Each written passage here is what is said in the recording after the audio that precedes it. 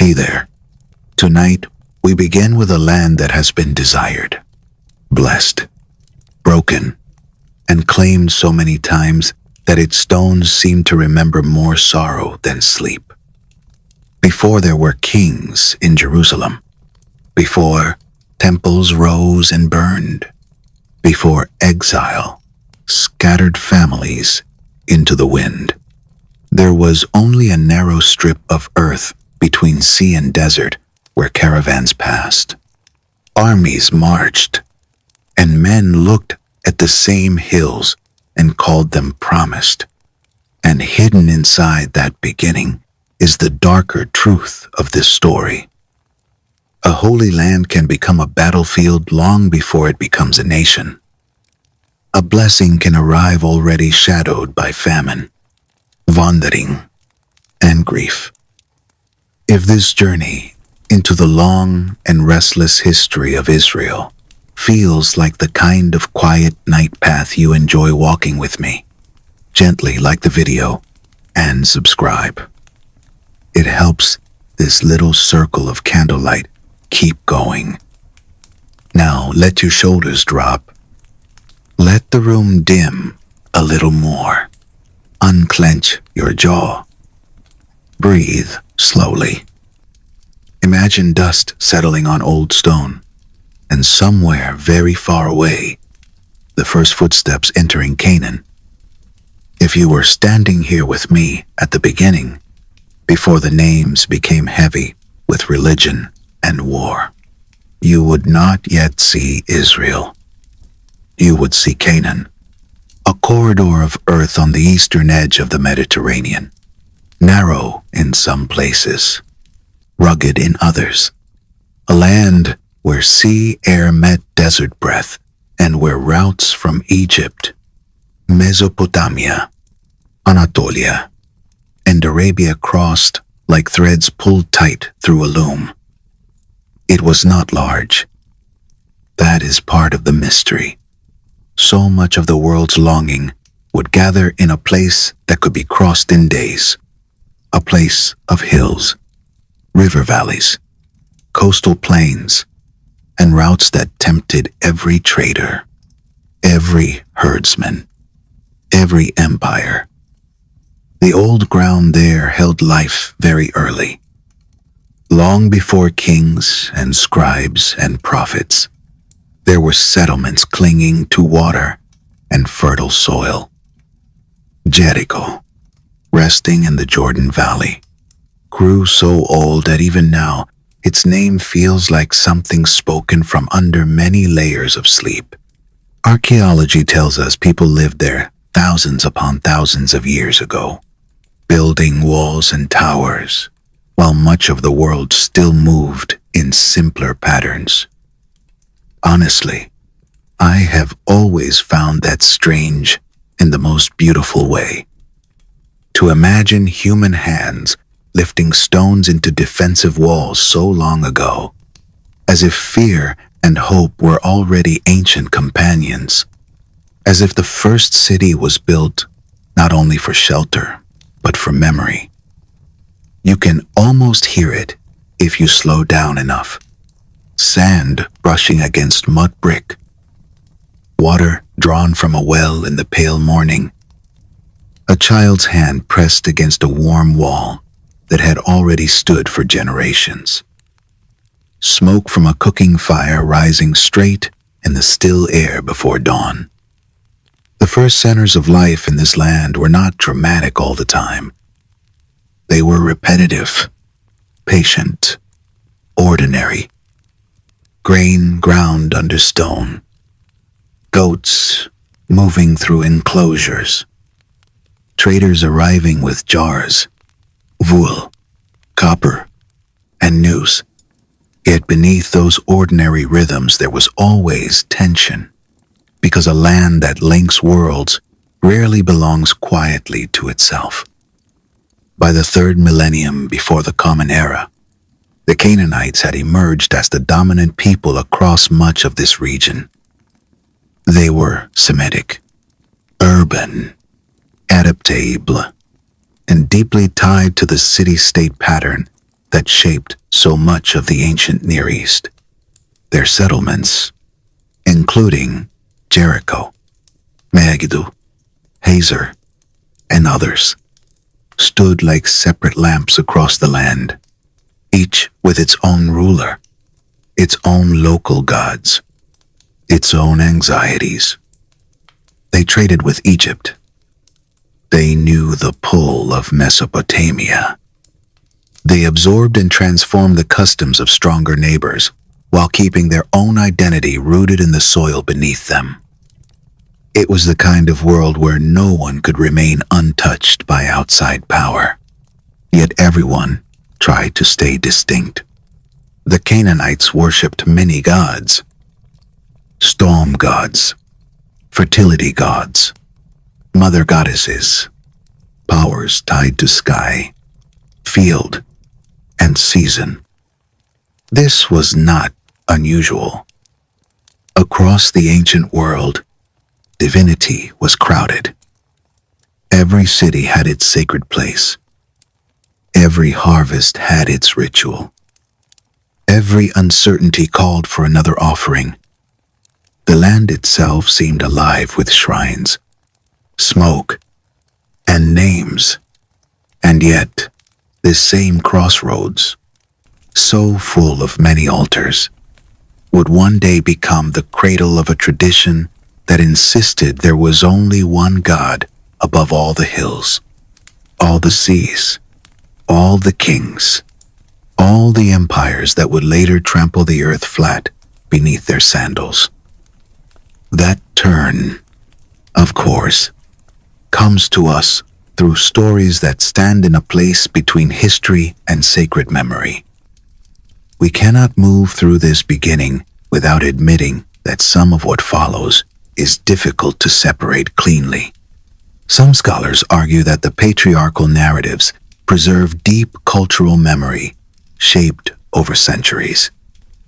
Others see them less as simple biography and more as identity stories, sacred foundations told and retold until they carried the emotional truth of a people. We cannot be sure of every detail, but the power of the story is undeniable.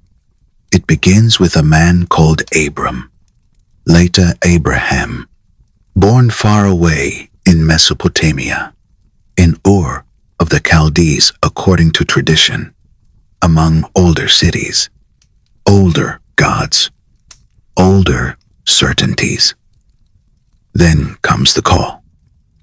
Imagine it for a moment, not as a thunderclap, but as a pressure inside the soul, a quiet certainty that refuses to leave, a command to go.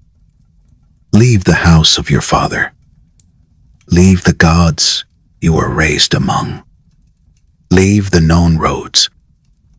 Leave the language of safety. Walk west into uncertainty, and there, in a land already occupied, already named by others, you will be told that this place will belong to your descendants. It is such a severe beginning. Not conquest first, not comfort, but departure. The first motion in the story is not possession, but exile from the familiar. Abraham's journey is framed as obedience, but it also feels like loneliness. You know that feeling when a decision changes your whole life before it changes a single visible thing. The sky is the same. The road is the same. The people around you speak in ordinary voices, but something has already split open inside you. Abraham leaves under promise, but promise is not possession. Promise is a direction. It gives warmth and uncertainty at the same time. So he walks. He moves through dry country where wind brushes low grasses and the horizon seems always farther than it looked an hour ago. He passes through lands where others already graze their flocks, already worship, already bury their dead. Nights arrive cold in the open. Cloth gathers dust. Water has to be found carefully. Every campfire is both a home and not a home. The story says he was promised that Canaan would belong to him and his family. Yet the tenderness of the promise is always shadowed by delay. He sees the land, but does not possess it fully. He pitches tents more often than he builds walls. He receives blessing, but also famine, wandering, and testing. The covenant begins with movement, and that wandering never really leaves the people who come after him. The next generations deepen that feeling. Isaac carries forward the line. Jacob, later called Israel, gives the people their most enduring name. That alone is a quiet turning point, one of those moments that seems small until history leans on it for thousands of years. Israel, a name first worn by one man, then by a family, then by tribes, then by a kingdom, then by memory itself when the kingdom is gone. Jacob's life is no calm inheritance. It is marked by rivalry, deception, fear, blessing, and reconciliation that never feels entirely secure. His sons, 12 of them, become the fathers of the 12 tribes. In later tradition, this matters immensely because identity spreads from one household outward, from family story into collective destiny. But the household itself is not peaceful. Jealousy moves through it like a hidden draft under a door.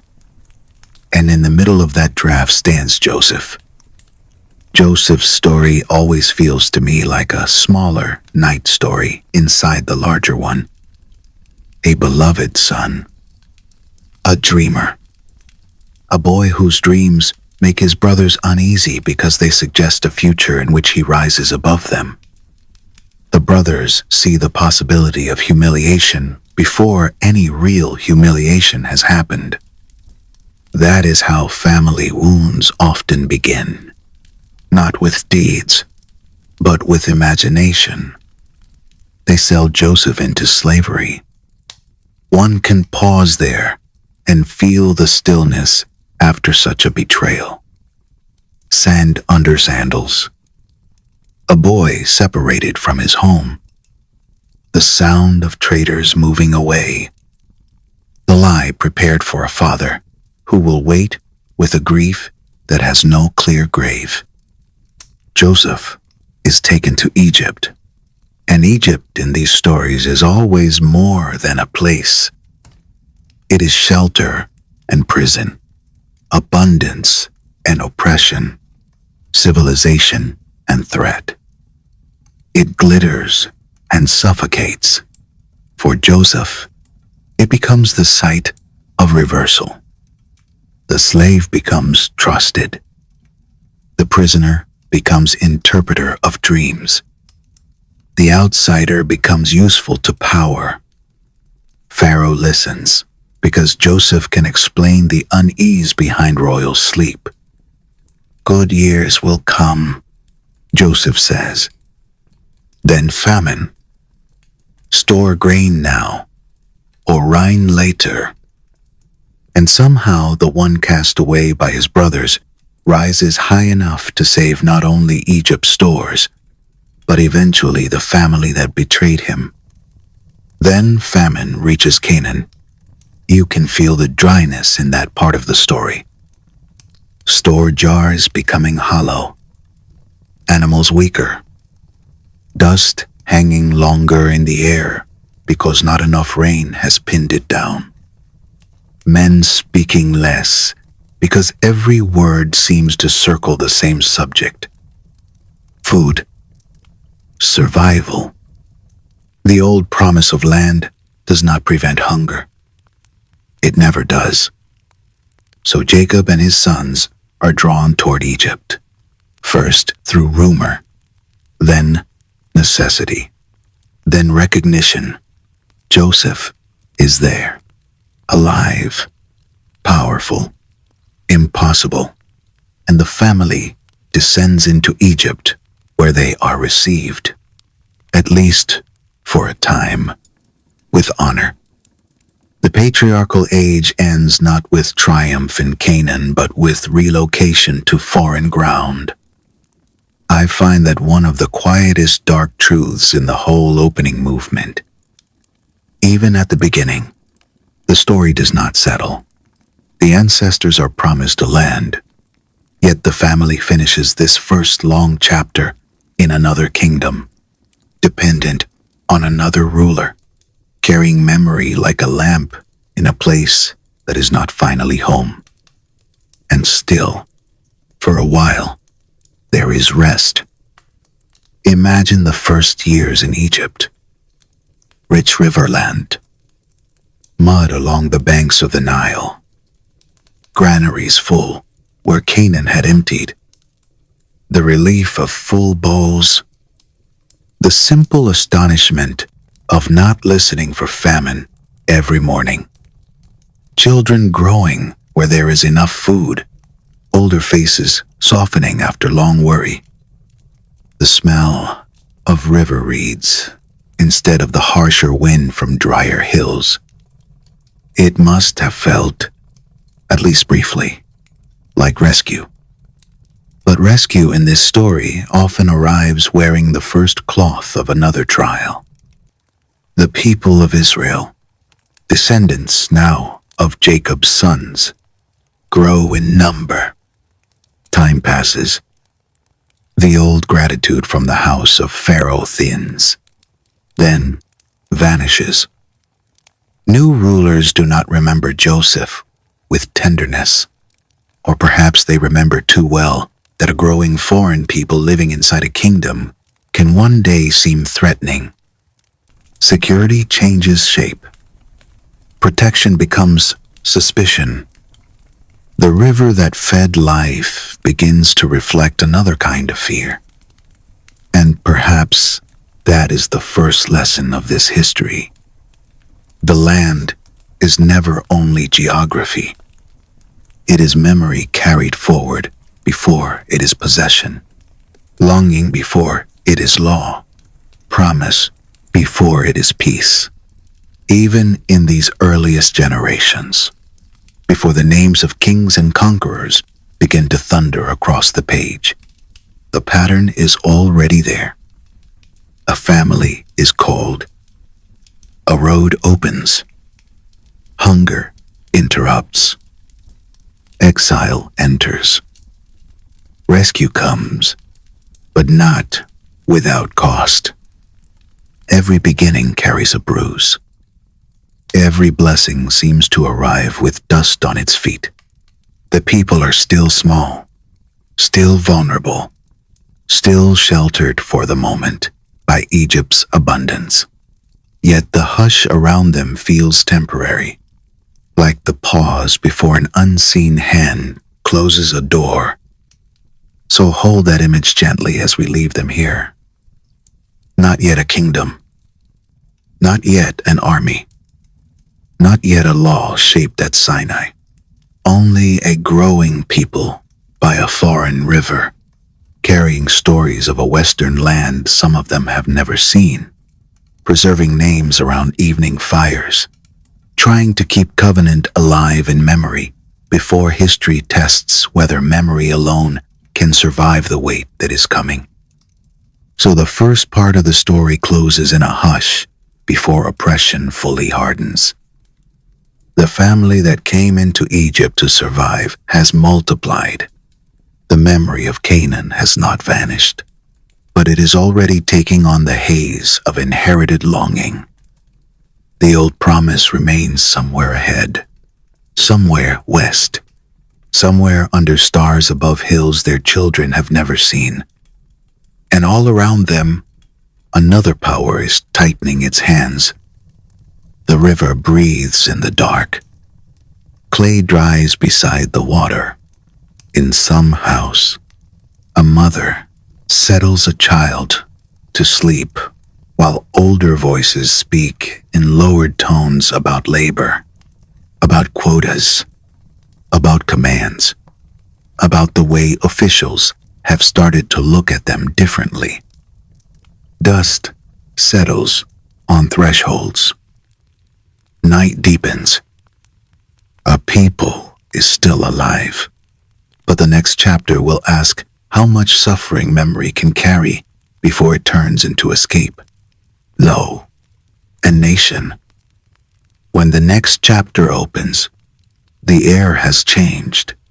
The family that once entered Egypt in relief is gone, and in its place stands a people pressed into labor under rulers who no longer remember why these strangers were welcomed. The old stories of Joseph still survive, perhaps in murmured fragments at night, perhaps in the way elders lower their voices when they speak of a time of favor that sounds almost unreal. But memory alone cannot soften the brick fields. It cannot lighten the yoke. It cannot keep fear from entering the home when a decree is spoken from the palace and carried outward by soldiers and officials whose feet leave sharp prints in wet river mud. The oppression in Egypt is remembered as severe, and whether one approaches this through faith, history, or the quiet middle place where tradition carries emotional truth across centuries, the image that remains is unmistakable. A growing people is no longer merely watched. It is used.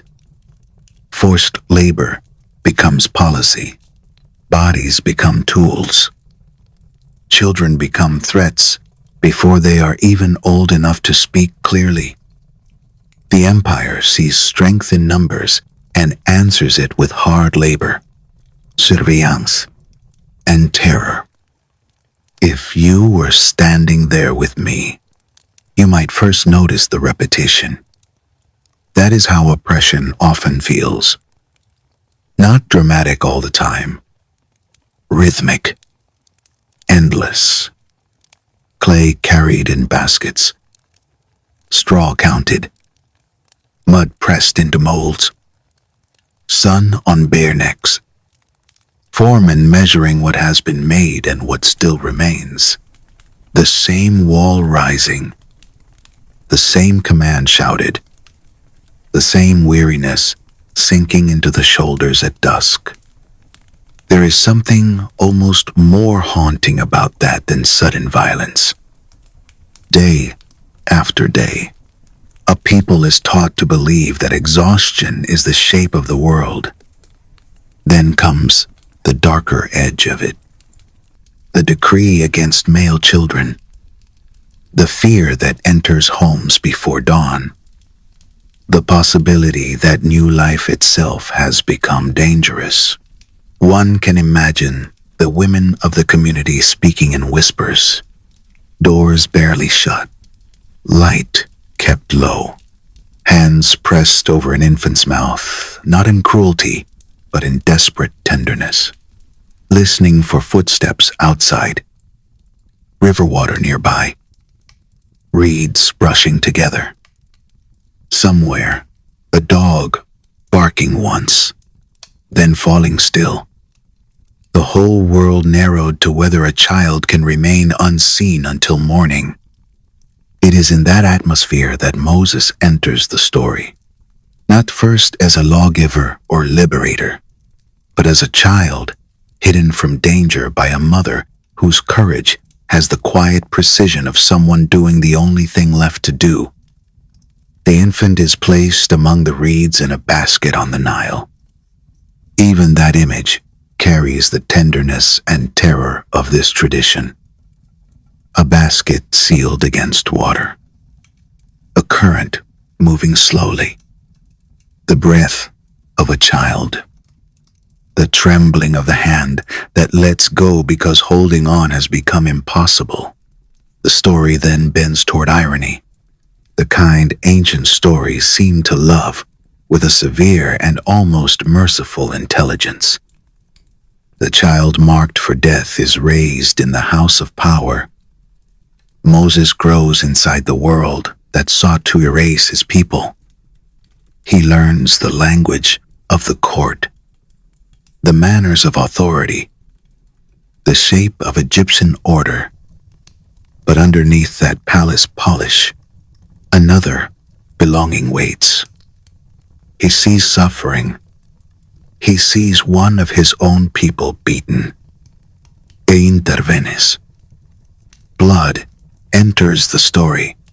Flight follows. So Moses leaves Egypt not as a triumphant hero, but as a fugitive. There is something important in that pause. Before liberation, there is obscurity. Before public calling, there is wilderness. Moses flees to Midian. He passes from the architecture of empire into the spare silence of desert life. Sand underfoot, dry wind, the company of flocks instead of courtiers, water drawn from a well by hand instead of commanded through servants. It is as though the future leader of Israel has to be emptied first. Palace certainty must be stripped away. The man who will speak before kings must first become a quiet herdsman, moving across open ground with only animals, weather, and distance for company. Then one day comes the sign that changes everything. A bush burns, and yet is not consumed. It is one of the most unforgettable images in sacred storytelling. And perhaps that is because it joins opposites the way the whole history of Israel often does. Fire, but no destruction. Presence, but no visible form. Command, but also mystery. Imagine Moses approaching slowly, sandals scraping over stony ground, the afternoon light thin and harsh, the ordinary smell of desert brush, suddenly touched by something he cannot name. He turns aside because curiosity is still the first step in many revelations. Then the voice comes. The voice does not flatter him. It sends him back. There is tenderness in the commission, but there is also burden. Moses resists. He doubts his worth, his speech, his strength. Honestly, that hesitation makes him feel more human than many conquerors in old stories. He is not hungry for glory. He knows too much about fear, exile, and failure. But the call remains. He is to return to Egypt and demand what no slave can usually demand: freedom. What follows is confrontation, and not only political confrontation. It is memory standing before empire. It is a shepherd returning to the halls of the ruler. It is a man who once fled, now walking back through gates he thought were closed behind him forever. The command is simple in phrasing and immense in implication. Let my people go. Pharaoh refuses. The refusal matters because every liberation story seems to require an authority so convinced of its permanence that it cannot imagine yielding. The plagues that follow are remembered as signs of judgment, each one loosening the illusion that imperial power governs all things. Water changes, darkness falls, crops fail, disease spreads, the firstborn die. The whole order of Egypt is shaken, whether heard as sacred miracle national memory, or theological drama. The sequence is meant to show that no kingdom, however proud, remains beyond challenge forever. Then comes the night of departure. It is not leisurely. It is not ceremonial in the usual sense.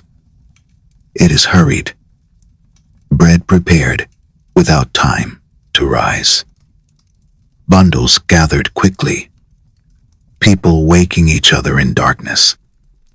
Livestock moved, elders urged forward, children carried, the whole community held in a strange suspended moment between terror and motion. Behind them, Egypt in mourning. Before them, desert and uncertainty. In between, only obedience and the need to keep walking. This is the Exodus, the defining escape in Israel's memory. A people that has labored under another nation's power begins to move as one body toward an unknown horizon. Yet freedom is not simple, and almost immediately danger returns. Pharaoh changes his mind. The pursuing army comes. The fugitives find themselves trapped between imperial force and water.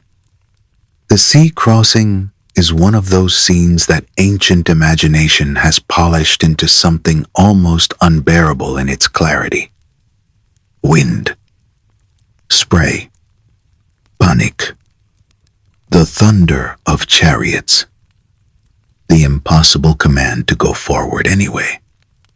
Moses raises his hand, or his staff, according to the telling, and the waters part. However one reads this, literally, liturgically, symbolically, what matters is the emotional shape of it.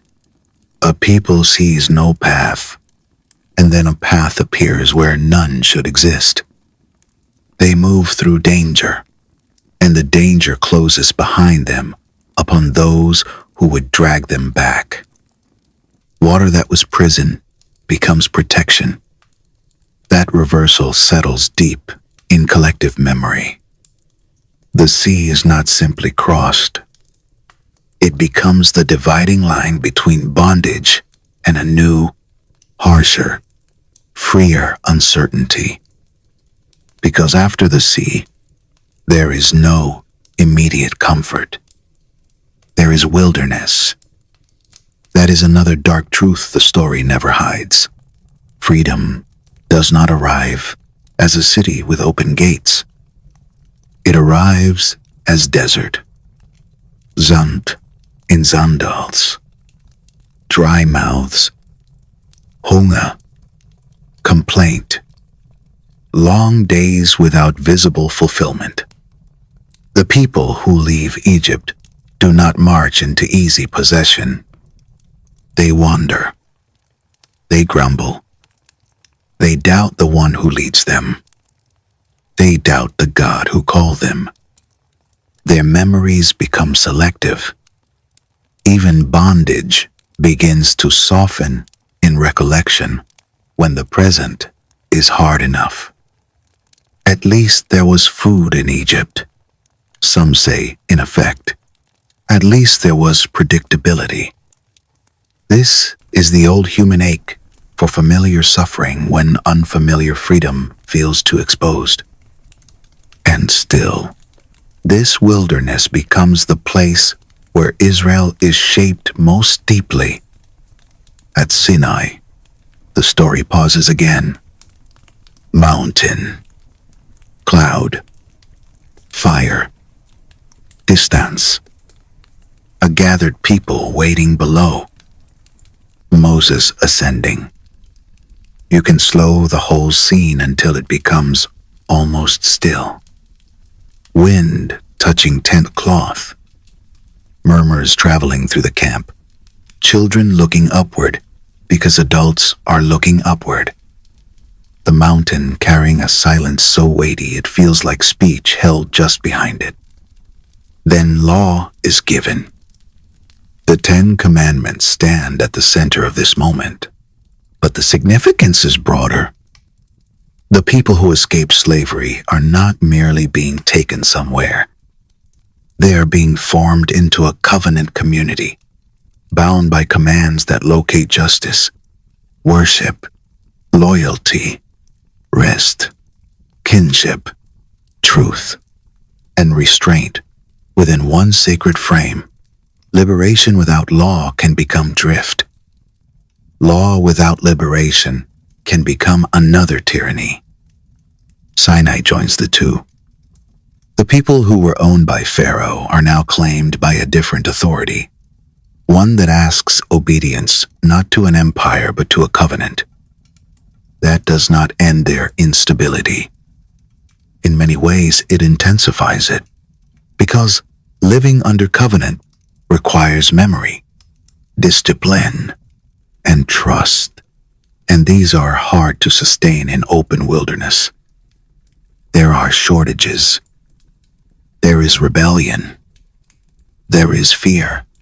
There are moments when old forms of worship threaten to return because human beings often want visible gods they can manage more easily than invisible commands that examine the heart. The years stretch.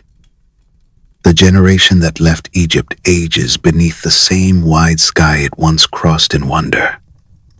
Moses leads through all this with a burden that grows heavier the longer he carries it. He mediates disputes. He receives law. He pleads. He rebukes. He endures complaint. He watches hope rise and fall across a people who are learning slowly, painfully, to think of themselves as something more than escaped laborers. He becomes leader, judge, and teacher, but also something lonelier. A man tied to a destiny so great that it consumes much of his own ordinary life. By the time the people near the promised land, the irony at the heart of Moses' story sharpens. He has led them all this way, and yet he himself will not enter. The tradition explains this through disobedience, divine judgment, or the mystery of sacred leadership that often means guiding others into a future one does not personally inhabit. However, one holds that the emotional effect is the same. Moses climbs Mount Nebo and looks across to the land from a distance. That image is full of ache. Imagine the old leader pausing in the high air, cloak shifting in the wind, the hills of Canaan laid out before him in muted light, ridges and valleys touched by the same sun that warmed Abraham, Isaac, Jacob, Joseph in memory, and now this final witness. Below lies the land of promise. Behind lies the desert of formation. Between them stands one man who can see, but not cross. There are few endings in ancient literature more tender than that. He has carried a people to the edge of fulfillment and must stop there. Then he dies, looking at what he cannot hold. After Moses, Joshua leads. The entry into Canaan is not a peaceful homecoming. The land is already inhabited, so the promised land becomes contested land, and settlement becomes conquest. This too is part of the story's hard edge. The first city, often named in the transition, is Jericho. Ancient Jericho, one of the oldest cities in the world. Its walls now drawn again into memory, not as quiet prehistoric stone, but as part of a new sacred campaign. Trumpets, circling, waiting, collapse. However, these events are remembered. The point is unmistakable. Israel's arrival in the land is tied from the beginning to conflict, displacement, and warfare. Promise does not cancel struggle. It seems almost to attract it. The Israelites begin to settle among Canaanite populations. Tribal identities matter. Land is apportioned. Yet, unity remains fragile. The common story of the judges emerges after this, a repeating cycle that can already be felt forming at the end of Joshua's leadership. Faithfulness, then forgetfulness. Stability, then oppression. Crying out, then rescue. Again and again. It is as if the people have reached the land physically, but are still learning how to dwell in it, spiritually and politically. You can feel that unfinishedness even in the first nights after entry. Campfires under unfamiliar stars that are not really unfamiliar at all, because this is the land promised to the ancestors. And yet, every valley has another people's memory already folded into it. Dust clings to cloaks. Weapons rest beside sleeping mats. Sheep settle in enclosures. Somewhere an elder repeats the old names. Abraham, Isaac, Jacob, Joseph, Moses, almost as if speaking them will anchor this new generation to the long and difficult road that brought them here. The Jordan is behind them. Jericho has fallen, but peace has not. So part 2 closes where many nations would want their story to end, at arrival, and yet this story refuses such easy closure. The promised land has been entered, yes, but every promise here seems to unfold with a shadow beside it. Freedom leads to wandering. Law follows hunger. Entry requires battle. Memory must compete with fear. The people stand on their own soil at last, but they are not settled inside themselves. Not yet.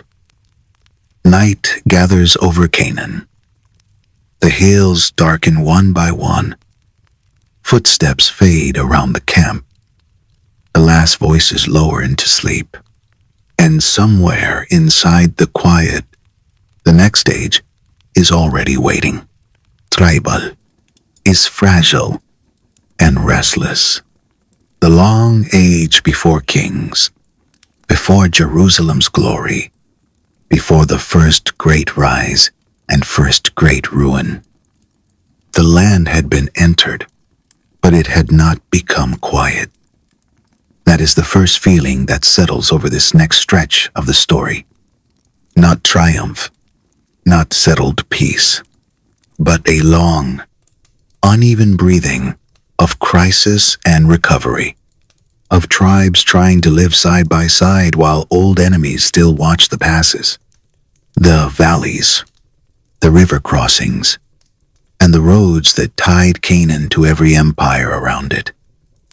The people of Israel had crossed into the land with memory burning inside them. But memory alone does not build a stable nation. It does not settle disputes over fields. It does not stop raids in the night. It does not keep faith from thinning when neighboring peoples seem stronger, richer, or easier to imitate. So the period that followed became the age of the judges. It is one of the strangest and most revealing chapters in the whole early history of Israel, because it feels less like a straight road and more like a wheel turning in the dark. The tribes were not yet fused into a durable kingdom. They shared ancestry, covenant, and sacred tradition. But politically, they remained loose, local, reactive. When danger rose, a leader emerged, When danger passed, the center loosened again. Stability came in bursts, then leaked away. The pattern repeated so often that it seems almost like a law of the age. Faithfulness, then forgetting. Forgetting, then oppression. Oppression, then crying out. Crying out, then rescue. The judges themselves were not kings in the later sense. They were leaders of crisis, part warrior, part prophet, part deliverer. In a way, that too feels honest. This age was not polished. It was rough-edged, tribal, and improvisational. It belonged to hill country alarms, village councils, boundary stones, and sudden violence along the roads. Some names from this era still rise with a particular brightness. Deborah, for one, stands out immediately. A judge, a prophet, a woman sitting under her palm while people came to her for wisdom. There is something steadying in that image. The land restless around her, tribal tensions never far away. And yet here is a figure who governs not through palace grandeur, but through presence, discernment, and courage. When danger from Canaanite power sharpened, she called Barak to battle. The story carries the tension of command and hesitation, of prophecy and steel, of a people once again needing to remember who they were under pressure. Deborah sings after victory, and her song has the old, fierce music of relief mixed with warning. It is not the song of a settled empire. It is the song of those who survived one more time.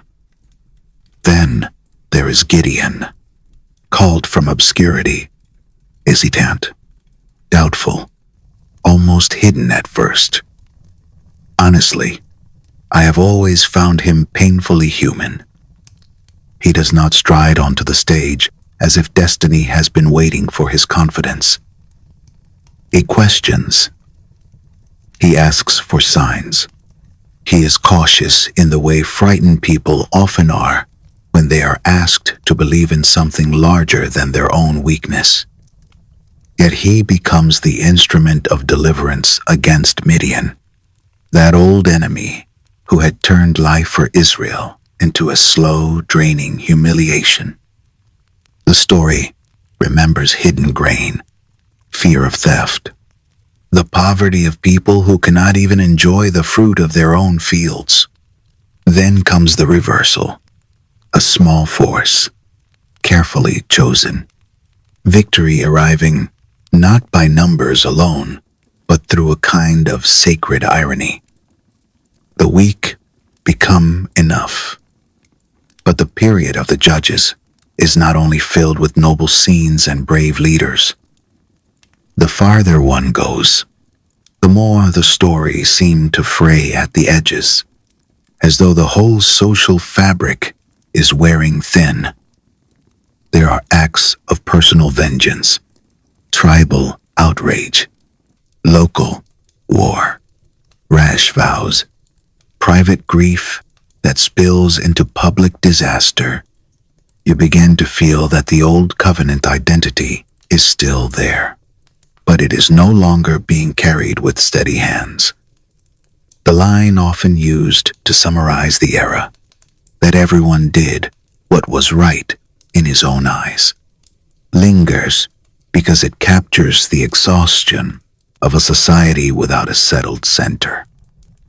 And eventually, out of that weariness, a new longing begins to gather. The tribes want stability.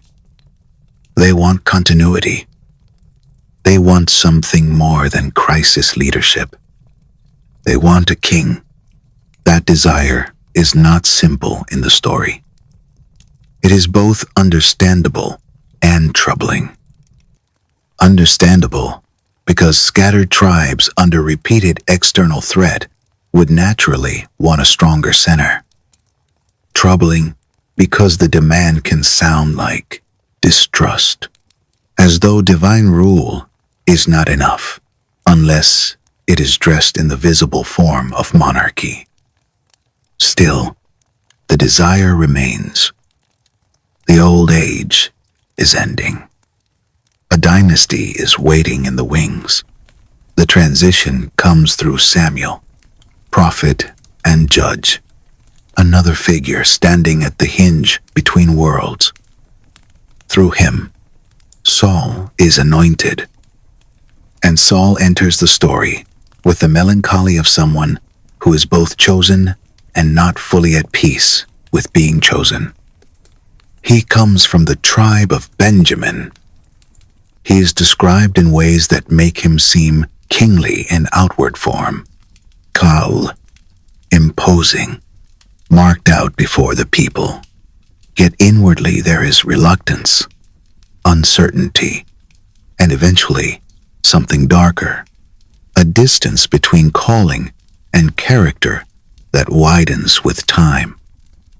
At first, though, the rise of Saul answers the tribal need for defense. The Philistines in particular loom over this period as a serious threat. They were organized, militarily dangerous, and deeply disruptive to life in the southern and coastal parts of the land. Their strength forced the tribes toward unity, and under Saul, there is, for the first time, the sense of Israel becoming a real state rather than a loose emergency coalition. Saul proves himself in battle. He has real courage. He wins victories. And for a time, the monarchy seems like the answer the tribes had been seeking. But his story turns because military success is not the same as covenant faithfulness. The tradition remembers Saul as disobedient, as one who did not remain aligned with the will of God. And once that fracture appears, everything about his kingship begins to feel unstable. Suspicion enters. Restlessness enters. The king who should embody unity becomes inwardly divided. This is where the atmosphere changes again, very quietly at first. Somewhere beyond Saul's immediate circle, another future is already being prepared. David. When David first appears, he does not seem like the obvious answer to national crisis. He is the youngest son in his house, a shepherd, a figure of little public importance. That matters. So much of this history keeps insisting that the next turning point begins in an unlikely body, in a person the larger world would not have selected. David tends flocks. He knows open air, patience, animal movement, long afternoons in the fields, and the lonely music of someone who has spent more time with sheep and sky than with statecraft. Yet, it is exactly there, in hiddenness, that the new center of the story grows. His anointing by Samuel happens before public power changes hands. That hidden delay is important. David is chosen before he is visible. He is named before he is enthroned. For a while, life continues in outward modesty. And then comes a scene that will make him unforgettable. Goliath. Even now, the name arrives with a physical feeling, the shape of an overwhelming threat, a Philistine warrior of enormous size, armored, loud, scornful, stepping out as if he alone embodied the terror of the enemy. The Israelite ranks shrink back. No one wants to meet him. Fear has turned the whole field into a waiting room for humiliation. Then David, only bringing food, hears the challenge and cannot bear the insult to God. What strikes me about that story is not just courage, but scale of perception. Everyone else sees size first. David sees blasphemy first. Everyone else measures armor and weapon. David measures confidence and calling.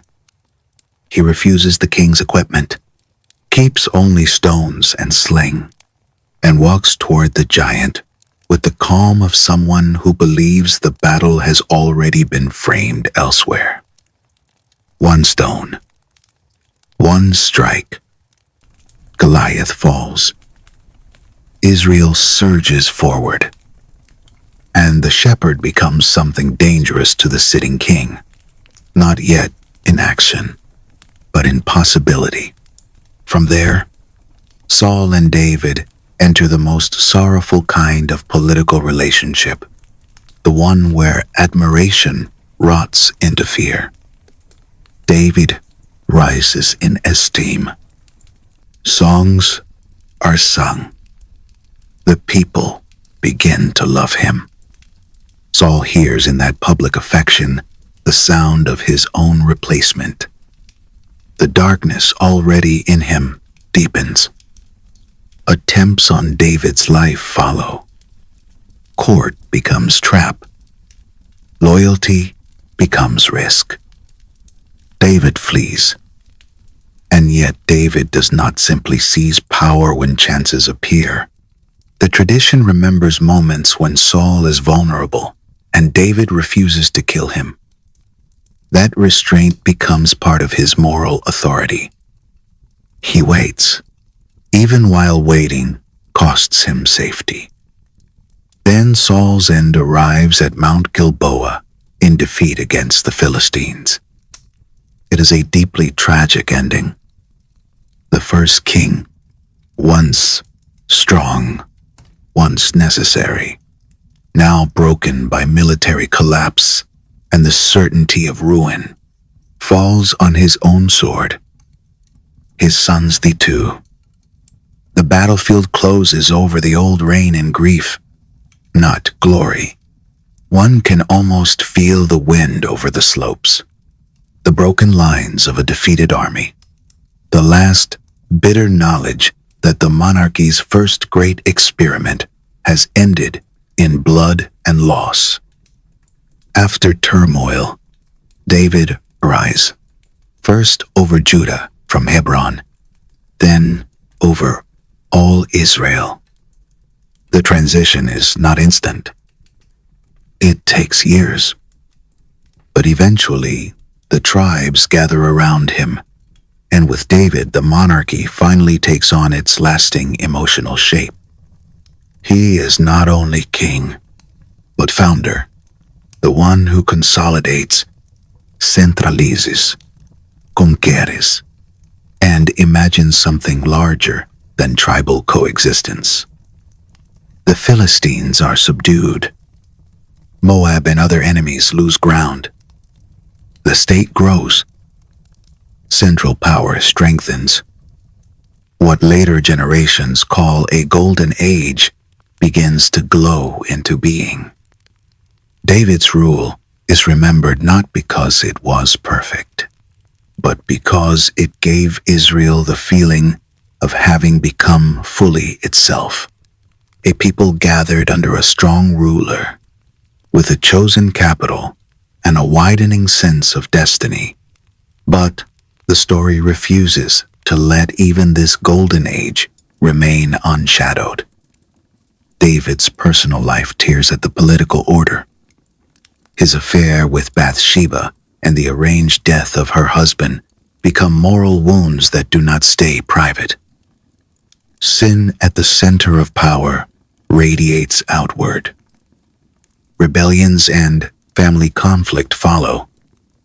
The king who could defeat external enemies cannot keep all disorder from his own house. That, too, feels like one of the most consistent truths in this history. The threat is never only outside. Again and again, fracture rises from within. Because of bloodshed, David is not permitted to build the great temple he desires for Jerusalem. The dream of a permanent central sanctuary remains, but the task passes to his son. And as David's life moves toward its close, the kingdom he forged is both strong and trembling. It has grown. It has been blessed. It has also been scarred by the choices of the man who shaped it. So the third part of our story comes to rest with David, the shepherd, giant slayer, outlaw, king, conqueror, and flawed father of a dynasty. Jerusalem now stands at the center. The tribes have, for a moment, become one body. The kingdom shines, but it shines in that particular ancient way, beautiful and already vulnerable, as if every torch lit inside its walls throws a second and darker light behind it. Still, even at the height of David's strength, the old pattern has not fully vanished. A people can be united by one king and still carry old tribal memories under the surface. A capital can rise and still feel young. Victories can widen borders and still leave wounds in households. That is why David's Jerusalem feels so moving. It is not eternal yet. It is a promise in stone, a gathered center in a land that has known too much scattering. That fragility gives the golden age its tenderness. You can sense, even before Solomon enters, that greatness in this story never arrives alone. It comes with strain already folded inside it, like a seam hidden in royal cloth. Night comes to the city on its hills. Oil lamps glow in windows. The sound of sandals fades through newly ordered streets. Somewhere on a rooftop, a servant folds cloth against the evening air. In the palace, old age draws nearer to David. Beyond the walls, enemies still exist. Within them, ambitions already stir. The dream of a temple waits for another pair of hands. And the kingdom, at the height of its first great brightness, is moving quietly toward both glory and fracture. If part 3 ended with Jerusalem glowing on the hill under David, then part 4 opens in the uneasy peace of succession. David's reign had given Israel its shape as a kingdom, its capital, its wider power, and its sense of sacred centrality. But old kings do not become memory all at once. They fade slowly, and around that fading, there is always movement. Whispers in corridors, rival hopes, family calculations, men measuring not only the life left in a ruler, but the future that may begin the moment he closes his eyes. That is the atmosphere surrounding the rise of Solomon. Solomon inherits more than a throne. He inherits a kingdom charged with unfinished desires. David had wanted to give Jerusalem a temple worthy of the God who had carried Israel from Egypt, through wilderness, into land, through judges, through kings, and into this first age of political greatness. But the task had not been his to complete. So it comes now to the son, born from a union already marked by scandal and sorrow. Bathsheba's son, Solomon, the heir whose name would become almost synonymous with wisdom and splendor, wealth, and, by the end, distance from the people who once admired him. There is a softness at the start of his reign compared with David's harsher path. David's story was forged in flight, battle, and blood. Solomon's begins with inheritance, courtly order, diplomatic reach, and building. That contrast matters. The kingdom under Solomon does not need first to prove its right to exist in the same immediate way. It already stands. Enemies have been checked. Resources can be gathered. Vision can become stone. So the first great image of Solomon's age is construction. And above all other projects stands the temple. Its importance is difficult to exaggerate. The temple is not simply another building in Jerusalem. It is meant to be the spiritual heart of the kingdom, the permanent house of the God whose presence had moved with the people in more portable forms before. To build it is to declare something profound. Israel is no longer only a people of movement and memory. It is now anchored, centered, embodied in stone, timber, gold, altar, and priestly service. What had once traveled in desert conditions now rests on a mountain in a capital city. The first temple is completed in the 10th century before the Common Era, often placed near 957 before the Common Era. Built on Mount Moriah, it rises with a gravity that touches not only religion, but identity itself. One can slow the scene of its completion until every detail feels like ritual.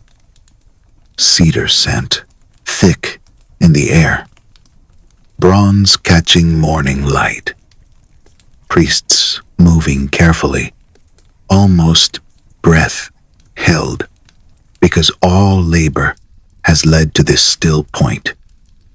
The Ark of the Covenant brought into its place, voices lowered, music somewhere beyond the inner hush.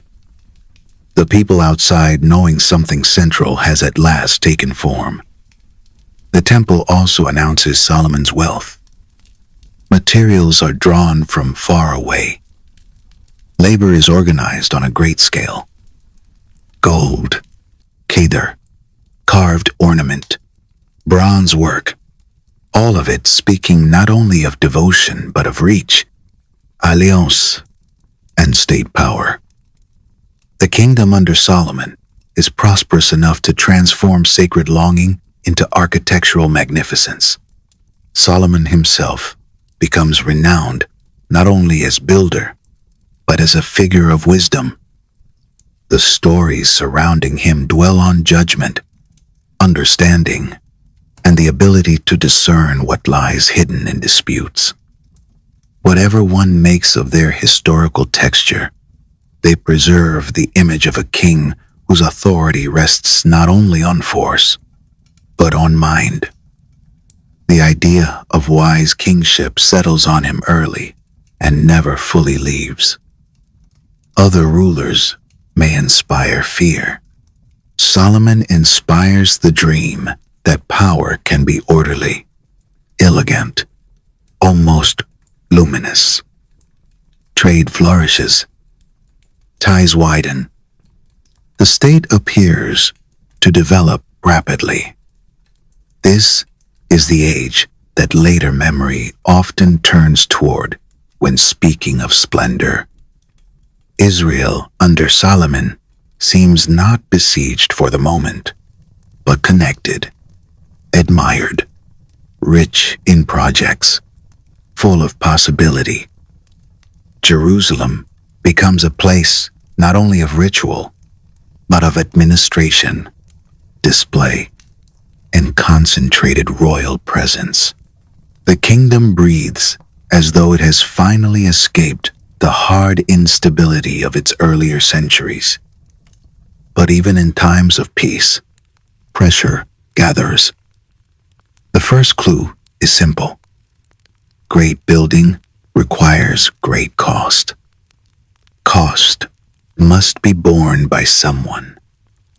In ancient kingdoms, that usually meant taxation, labor obligations, and administrative burdens placed upon the population. So while later memory loves Solomon's temple and wisdom, another memory grows beneath it. Heavier, more practical, more bitter.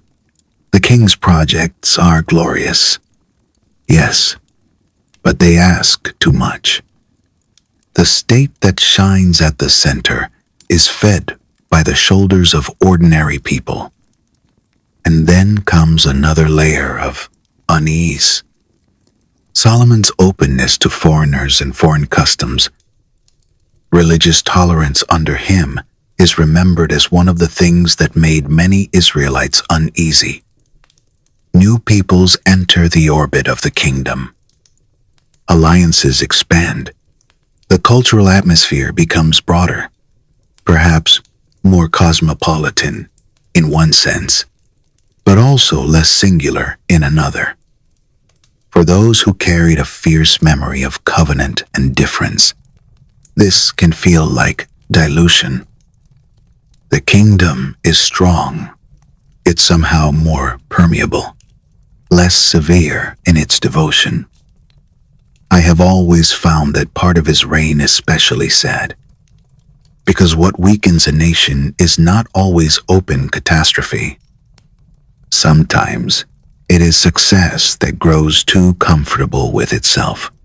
Sometimes the very period of peace allows hidden discontent to mature quietly, without the urgency that external danger once imposed.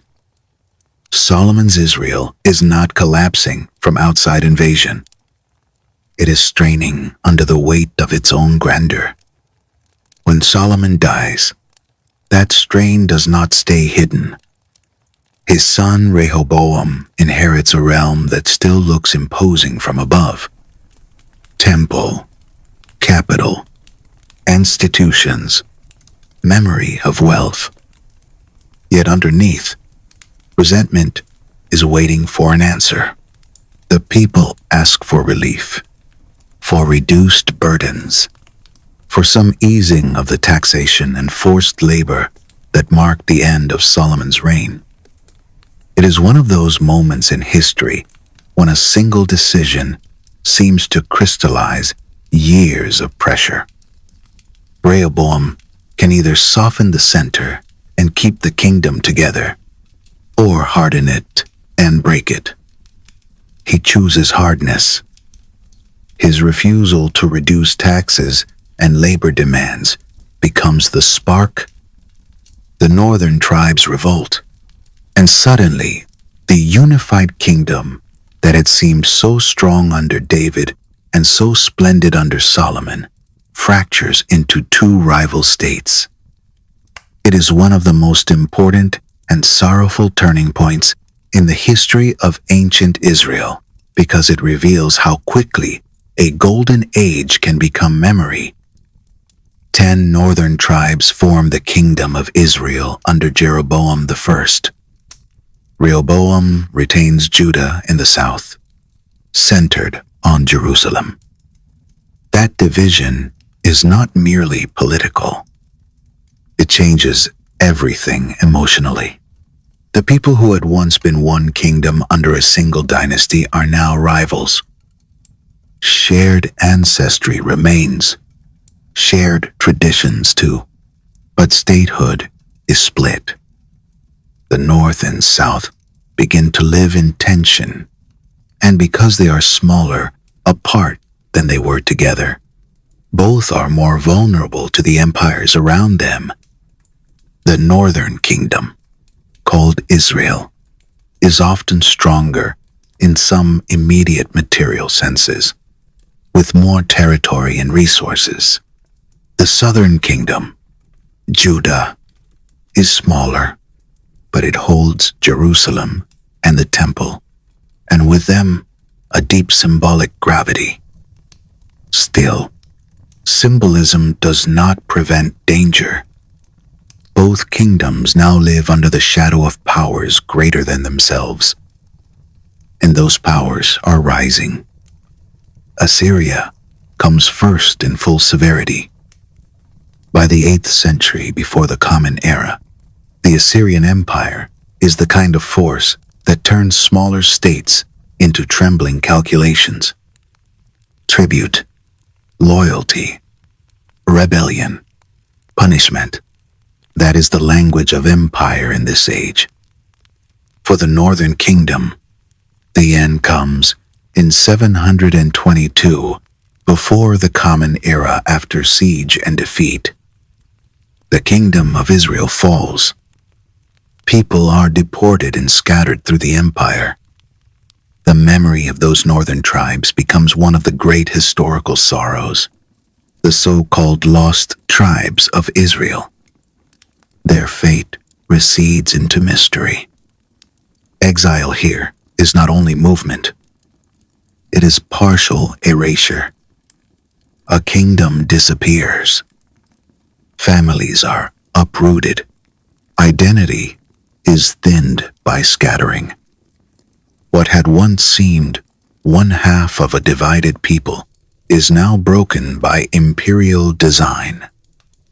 Judah survives longer. That fact matters deeply because it means Jerusalem, the temple, and the Davidic memory remain alive for another century and more.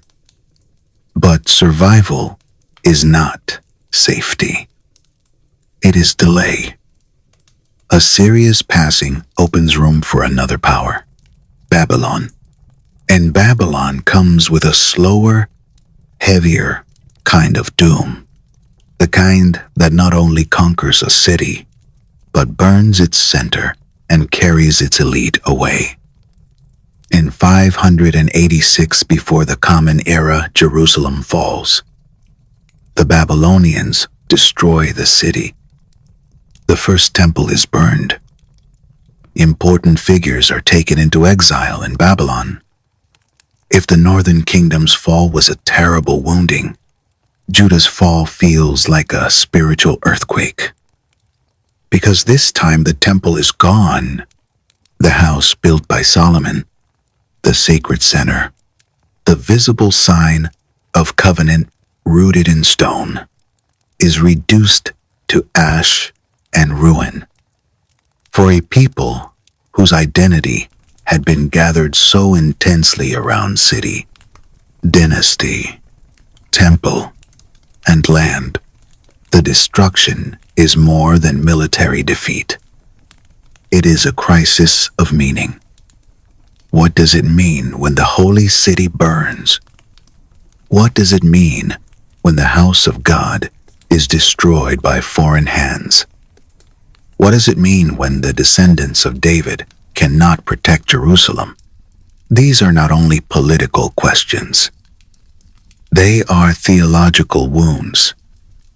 And yet, perhaps this is where one of the most remarkable elements of Jewish endurance begins to show itself clearly. Exile does not end the people. In Babylon, the exiles grieve, yes, but they also adapt. Prophets speak. Memory is organized.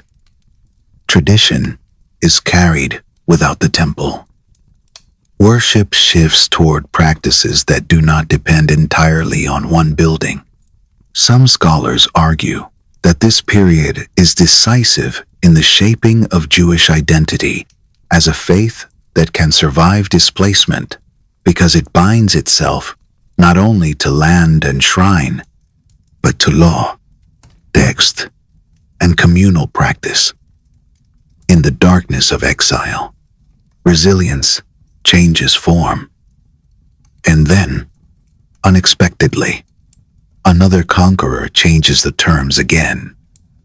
In 539, before the Common Era, the Persian ruler Cyrus conquers Babylon. For the Jewish exiles, this becomes liberation. Cyrus allows return. He permits the rebuilding of the temple. The old dream of going home, which must have seemed impossible during the earliest days of Babylonian exile, stirs back into motion. Caravans form. People begin the road westward again.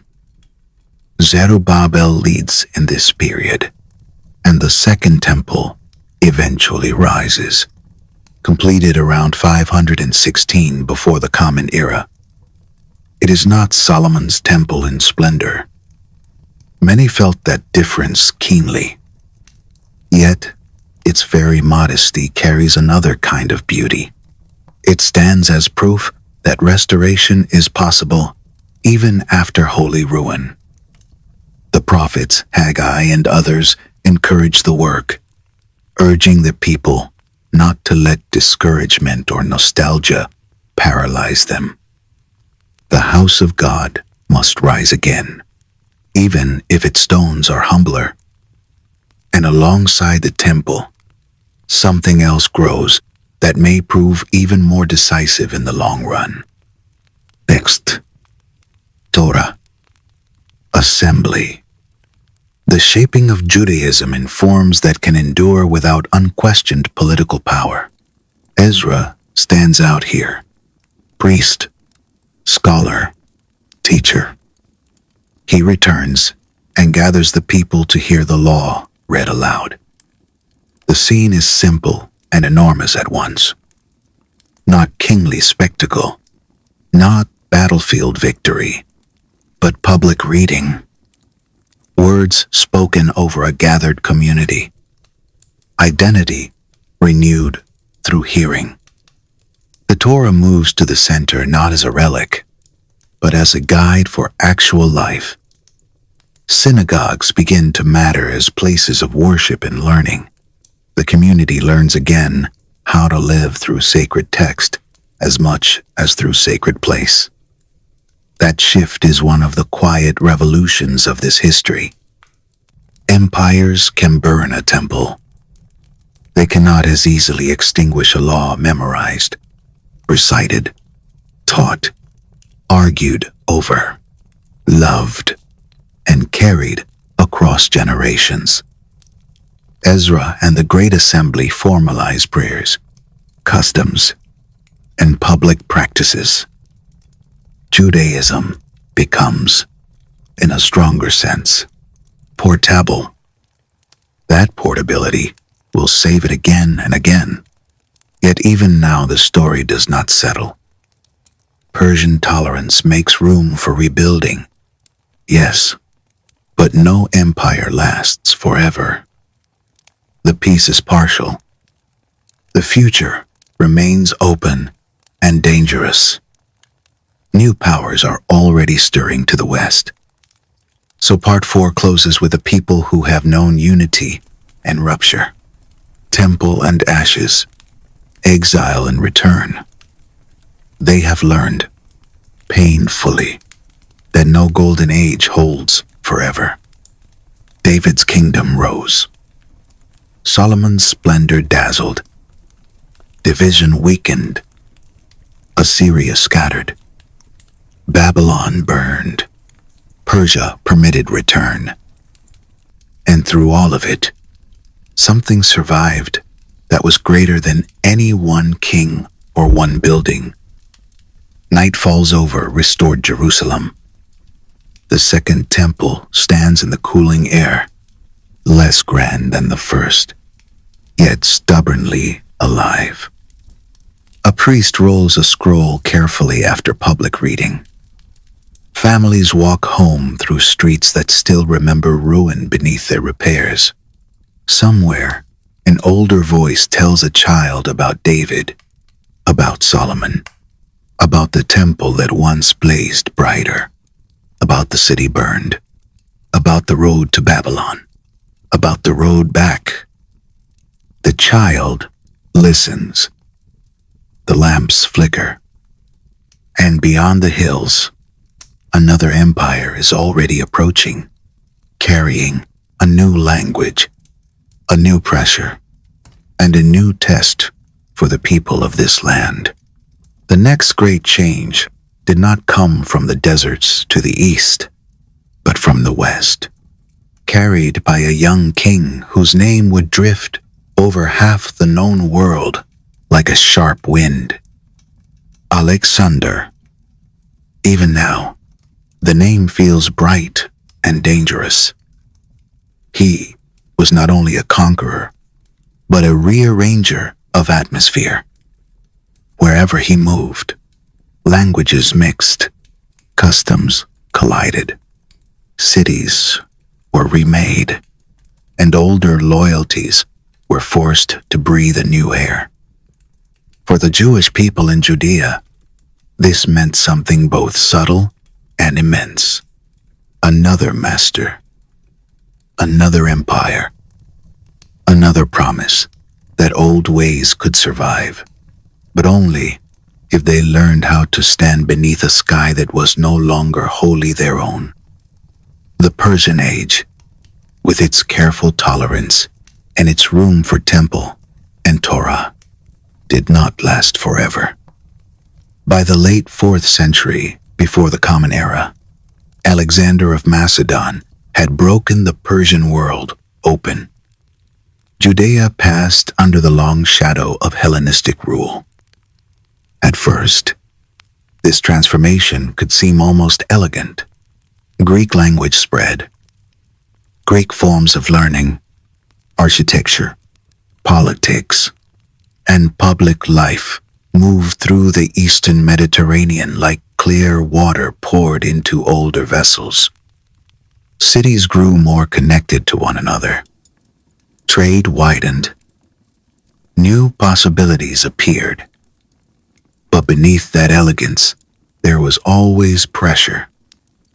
Hellenization was never only a matter of borrowed words and new styles of dress. It also carried a deeper invitation, or demand, to loosen the old inherited boundaries and become part of a wider cultural body. Some accepted that change more easily than others. This is important. The Jewish world of that period was not one single mind. Some saw Greek ways as useful, impressive, even liberating. Others saw them as a threat that entered quietly, not first with swords, but with habits, admiration, and the dangerous charm of fitting in. If you were standing there with me, moving through Jerusalem's narrow lanes and hearing multiple tongues in the markets, you might feel both things at once. Excitement, unease, the sense that a people can be conquered not only by armies, but by imitation. After Alexander's death, his empire did what empires built too quickly often do. It fractured. His generals divided the spoils. Judea became a contested place between successor kingdoms, especially the Ptolemies in Egypt and the Seleucids in Syria. This meant that the land again found itself at a crossroads, not only of geography, but of imperial rivalry, taxes, shifting alliances, military passage, political uncertainty. All of it settled over ordinary life. Fields were still plowed. Children still learned prayers. Priests still moved through temple routines. But above all that, larger powers rearranged the map whenever they wished. Then came Antiochus IV Epiphanes. His name enters the story like a blade drawn in a room already full of tension. Earlier, rulers had tolerated Jewish religious life to one degree or another. Antiochus moved differently. He wanted unification through Hellenization, not loose cultural influence. Enforcement. Pressure sharpened into policy. Jewish practices were forbidden. Sacred custom was treated as obstruction. And, in the deepest wound of all, the temple in Jerusalem was desecrated. An altar to Zeus was set there, where generations had brought sacrifice to the God of Israel.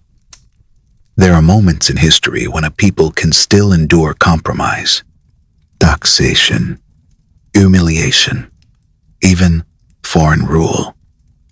But desecration of the center does something else. It reaches beneath politics and grips identity by the throat.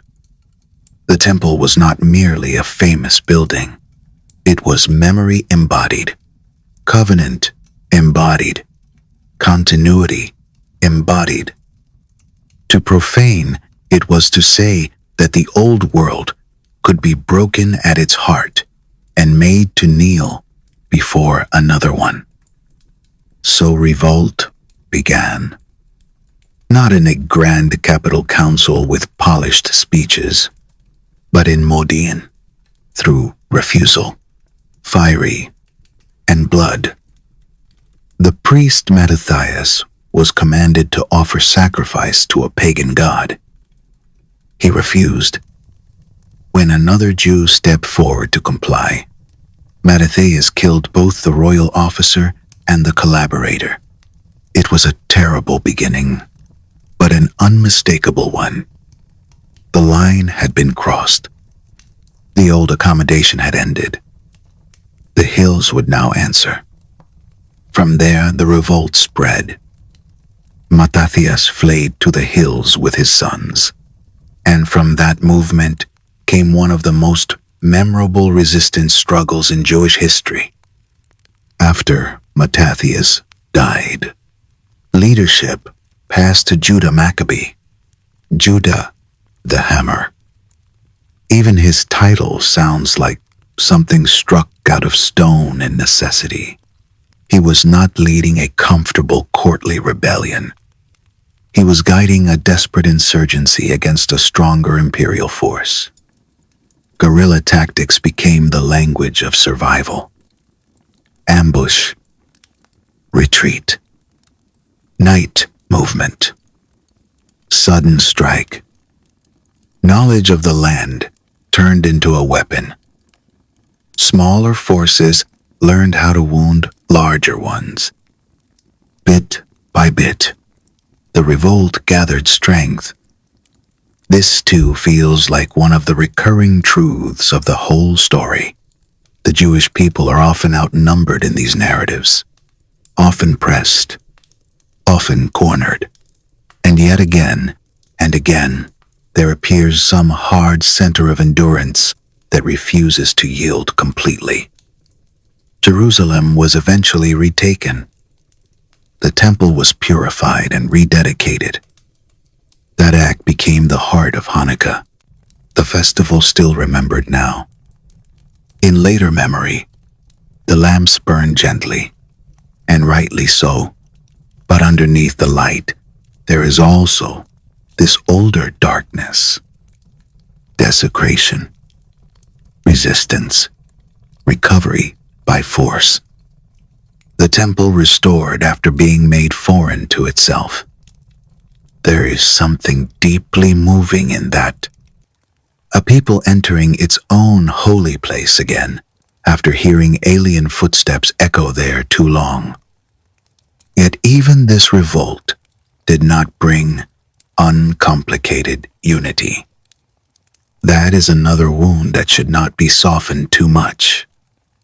The struggle was partly also a civil conflict, anti-Greek Jews against Greek-friendly Jews, one vision of survival against another. The enemy was not only outside. Some wounds were inside the same people. Some scholars argue that this is one reason the period feels so morally charged. It was not merely a heroic national uprising. It was also a fight over the soul of the community. Judah Maccabee died in battle, but the revolt continued under his brothers. Eventually, Judea secured a fragile autonomy, and the Hasmonean dynasty rose.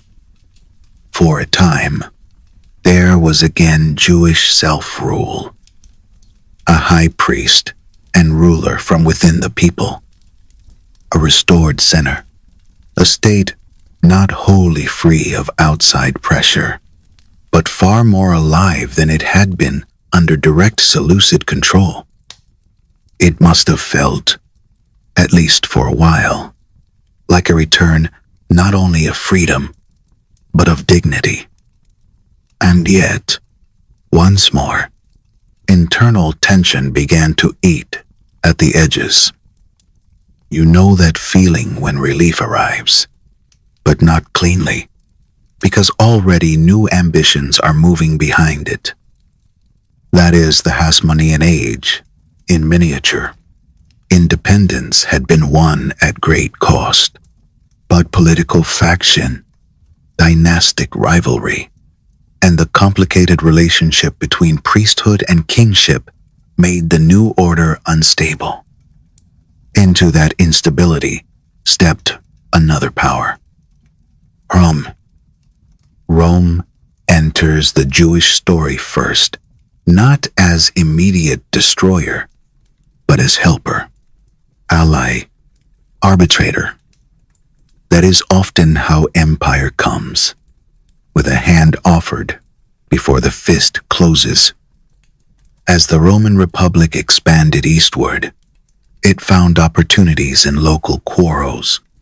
The Hasmonean princes Hyrcanus II and Aristobulus fought for the throne and turned to Pompey for support. That choice was more than tactical. It was fateful. The moment a fractured local struggle invites imperial intervention, the local world has already begun to shrink. Pompey came. Jerusalem resisted. Siege followed.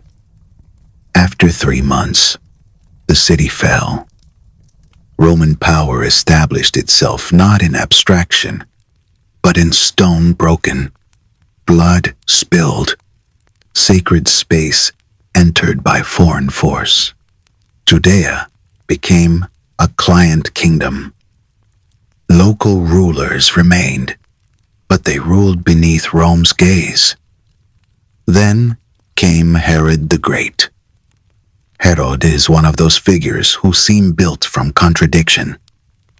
Capable, ruthless, brilliant in building, hated by many, loyal to Rome, and desperate to secure legitimacy among a people who did not wholly accept him as one of their own.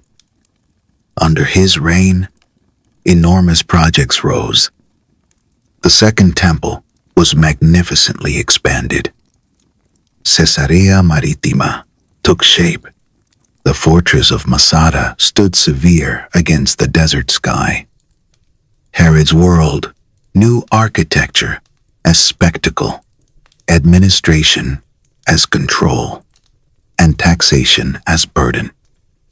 The temple under Herod became one of the most stunning sacred complexes in the region.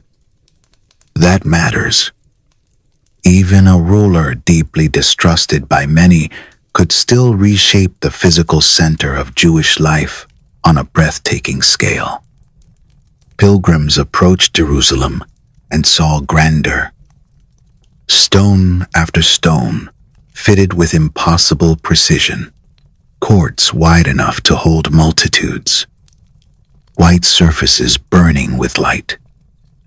It must have seemed, for a moment, as though the old center had not only survived, but become visibly magnificent again. But magnificence can coexist with fear. Heavy taxation fed resentment.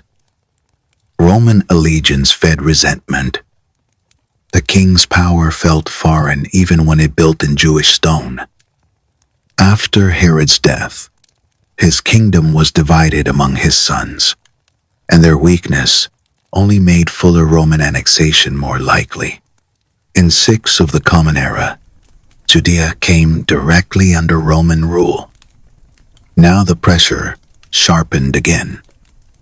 Roman governors, taxation, military occupation, and the daily insult of foreign domination all wore at the society.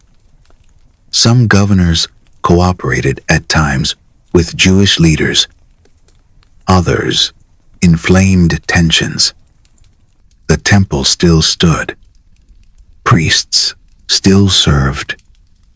Pilgrims still came. But the quiet humiliation of Roman rule deepened. And with humiliation came radicalization. In 66 of the Common Era, open revolt broke out.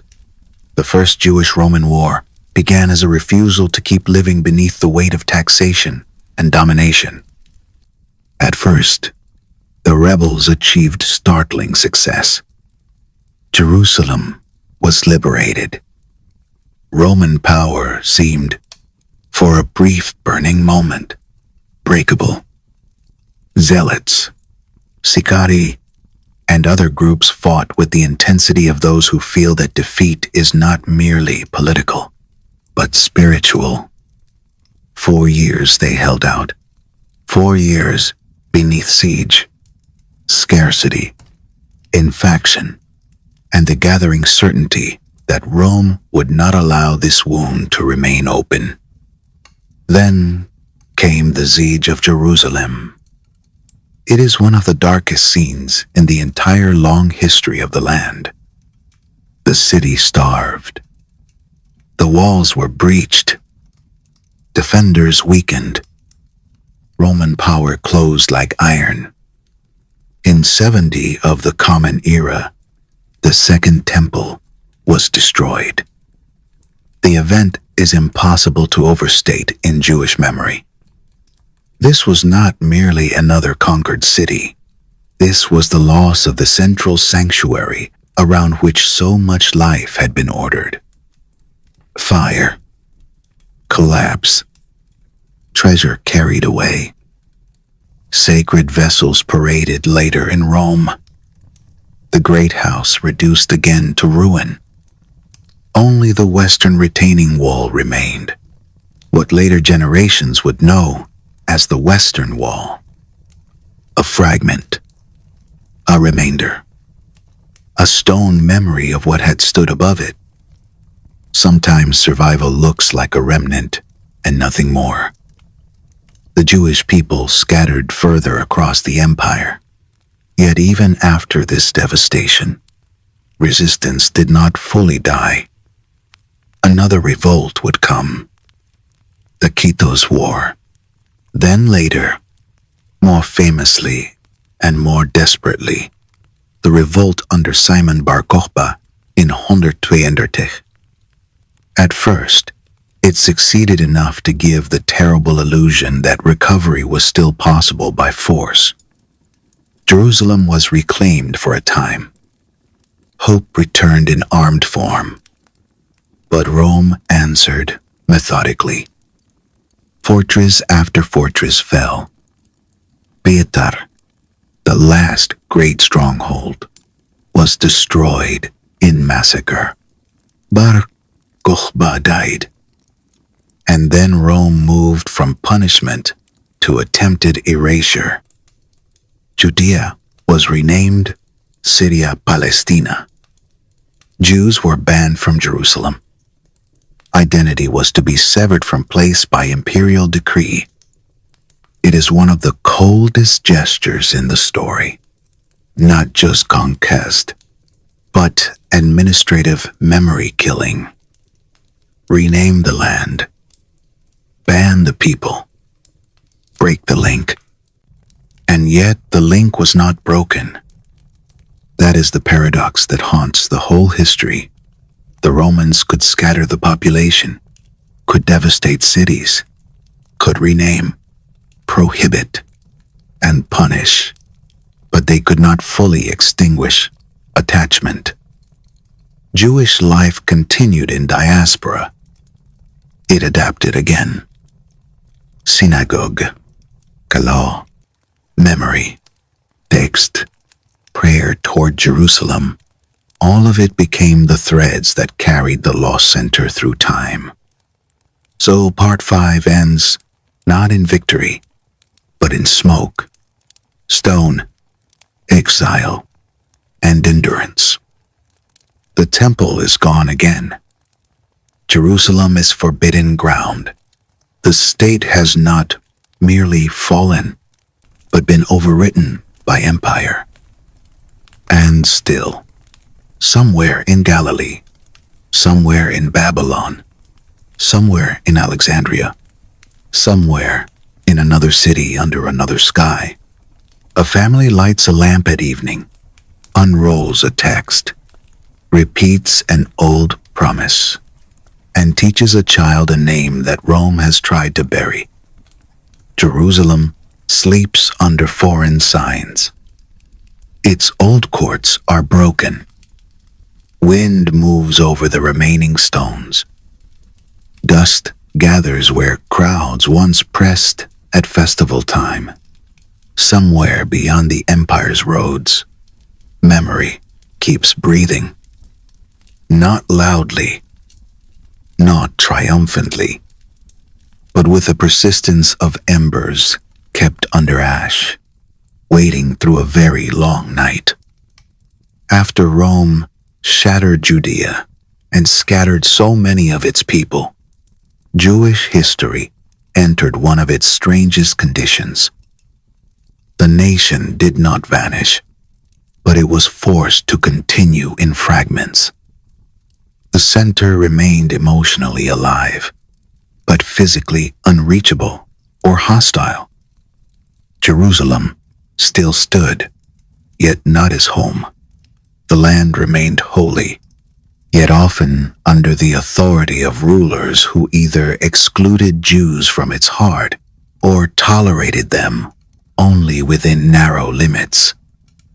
This is the beginning of the long age in which survival itself becomes a kind of quiet art. In the centuries that followed, Jerusalem became a Roman city called Aelia Capitolina.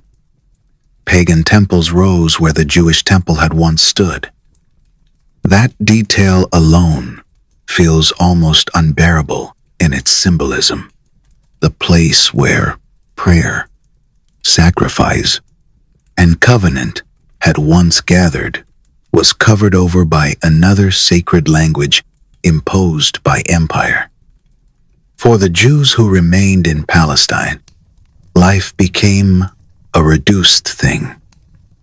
Villages in Galilee, smaller communities in rural areas, agriculture, trade, prayer in synagogues, study, memory. A people learning again how to exist without control of its own historic center. Then the Roman world itself changed. Christianity rose from persecuted movement to state religion, and with that change, the old Jewish wounds did not disappear. They simply altered form. Under the Byzantine Empire, Jerusalem became a Christian holy city. For Jews, that often meant exclusion. Restrictions multiplied. Construction of synagogues was limited. Access to Jerusalem could be denied. Old accusations, including blame for the death of Jesus, fed new policies of humiliation. Under emperors such as Justinian, religious interference grew harsher. Many left. More communities formed far from Judea, where the center had to be carried in text and liturgy rather than walked in person.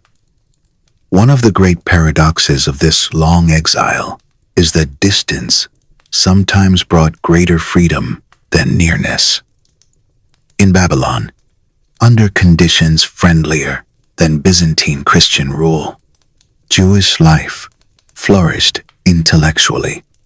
The Babylonian Talmud was compiled there, one of the foundational achievements of rabbinic Judaism. What could not be rebuilt politically in Jerusalem was built intellectually in the academies. Debate became architecture. Interpretation became continuity.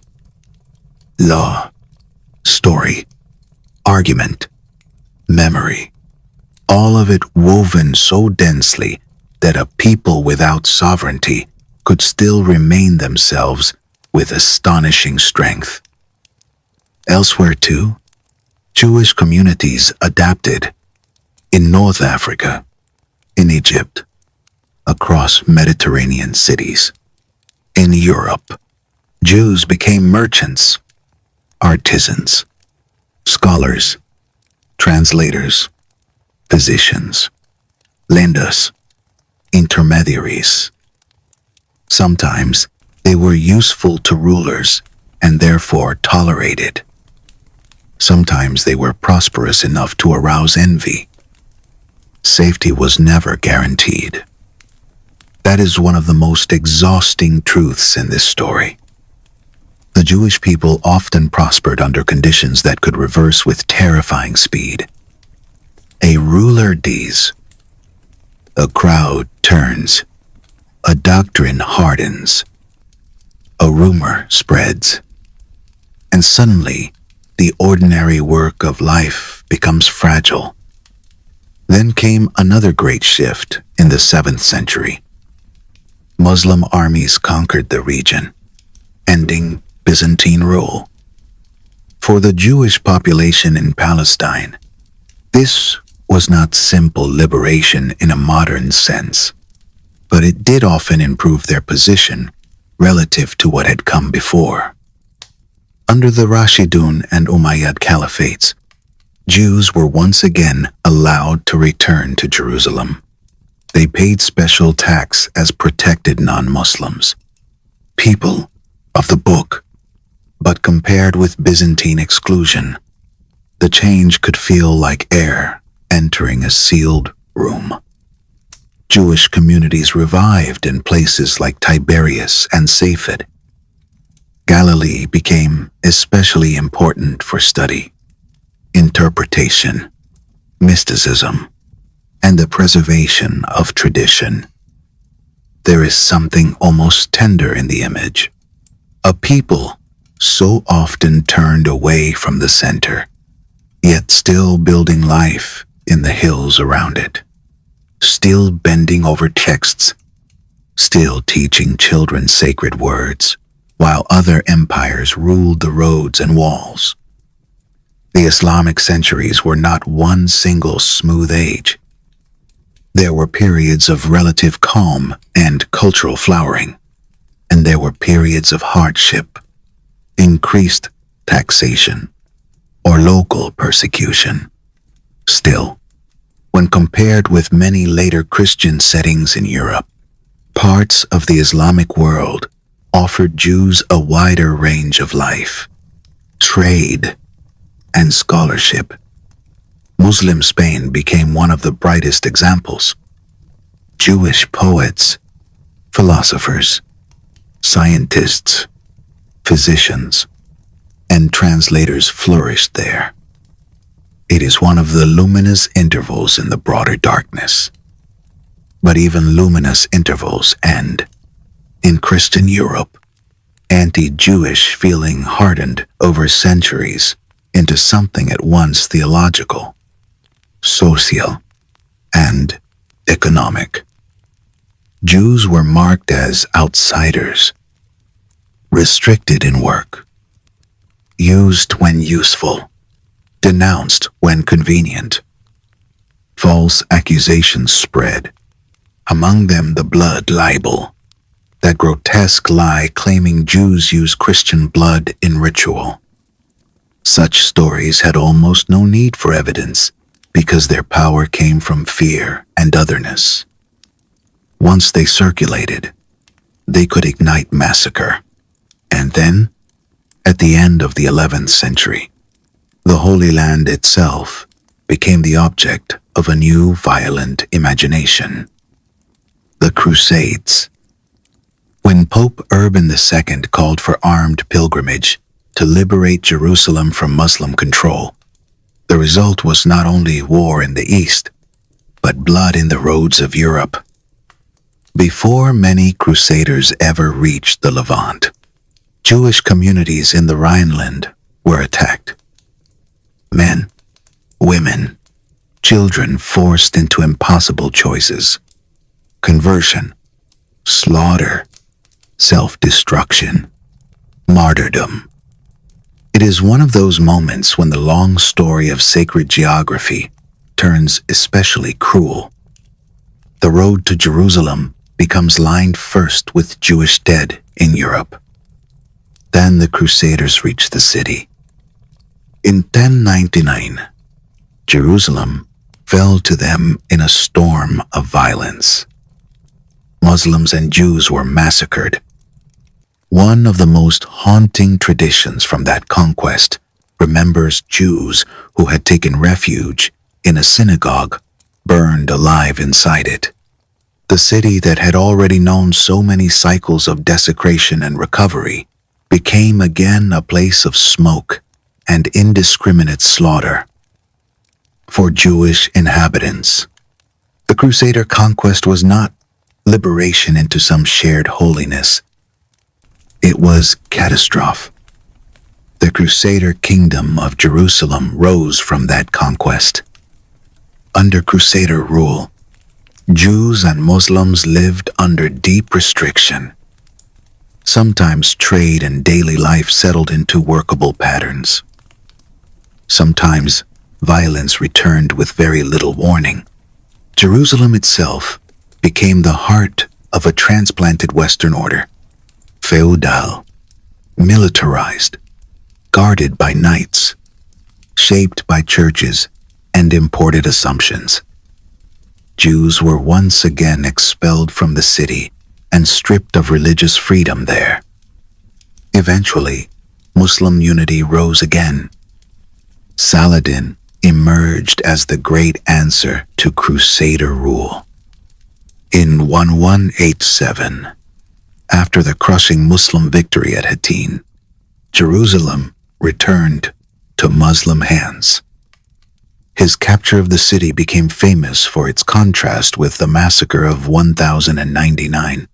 Christians were allowed to leave, often for ransom, rather than subjected to wholesale slaughter.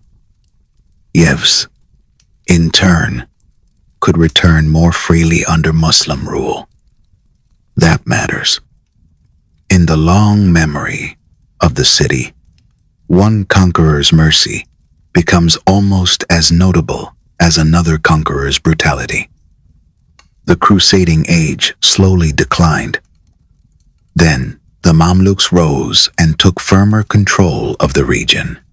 Their rule brought a kind of political stabilization after long centuries of warfare, but it was not an age of uncomplicated tolerance. Heavy taxes burdened non-Muslims. Jewish communities faced periods of persecution and pressure. The land remained spiritually magnetic and politically narrow.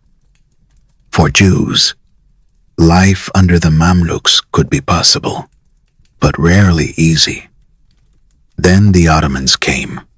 Selim I defeated the Mamluks in the early 16th century, and Palestine, including Jerusalem, entered the orbit of what would become one of the mightiest empires in the world.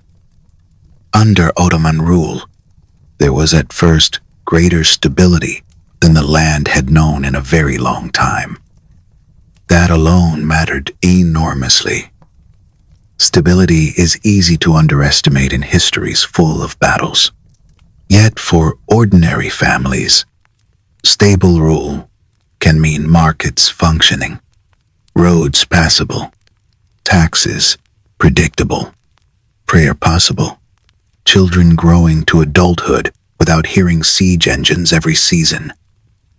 The Ottomans, especially in their earlier centuries, generally respected the religious significance of Jerusalem to Jews, Christians, and Muslims.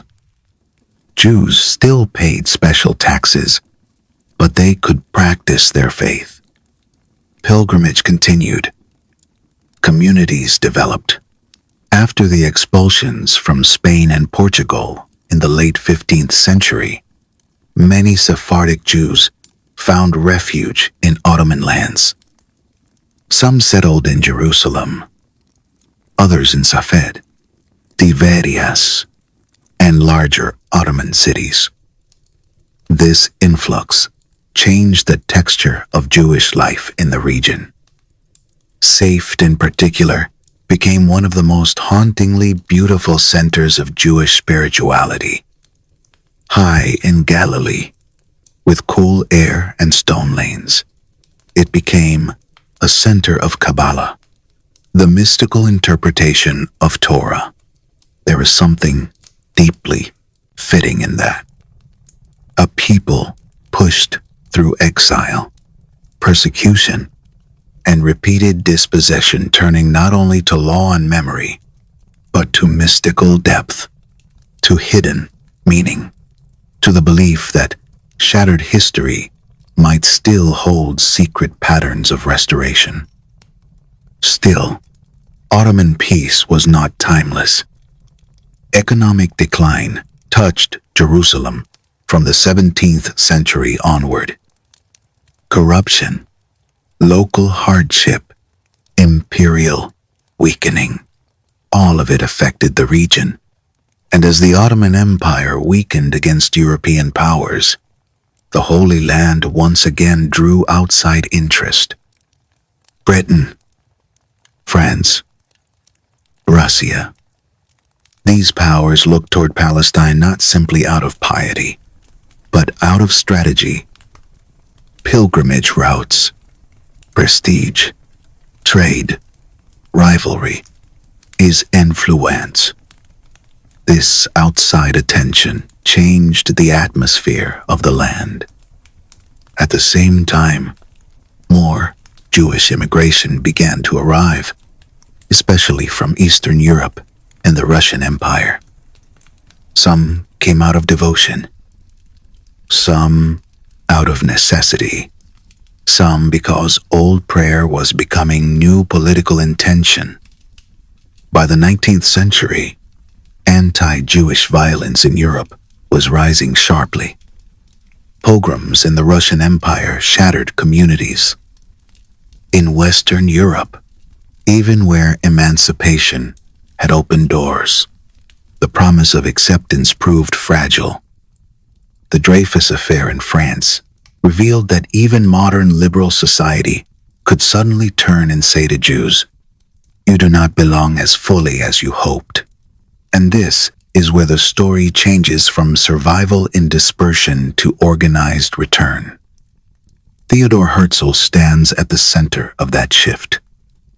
Educated, cultured, at first inclined to believe in assimilation, he watched the Dreyfus Affair and concluded that safety without sovereignty was an illusion.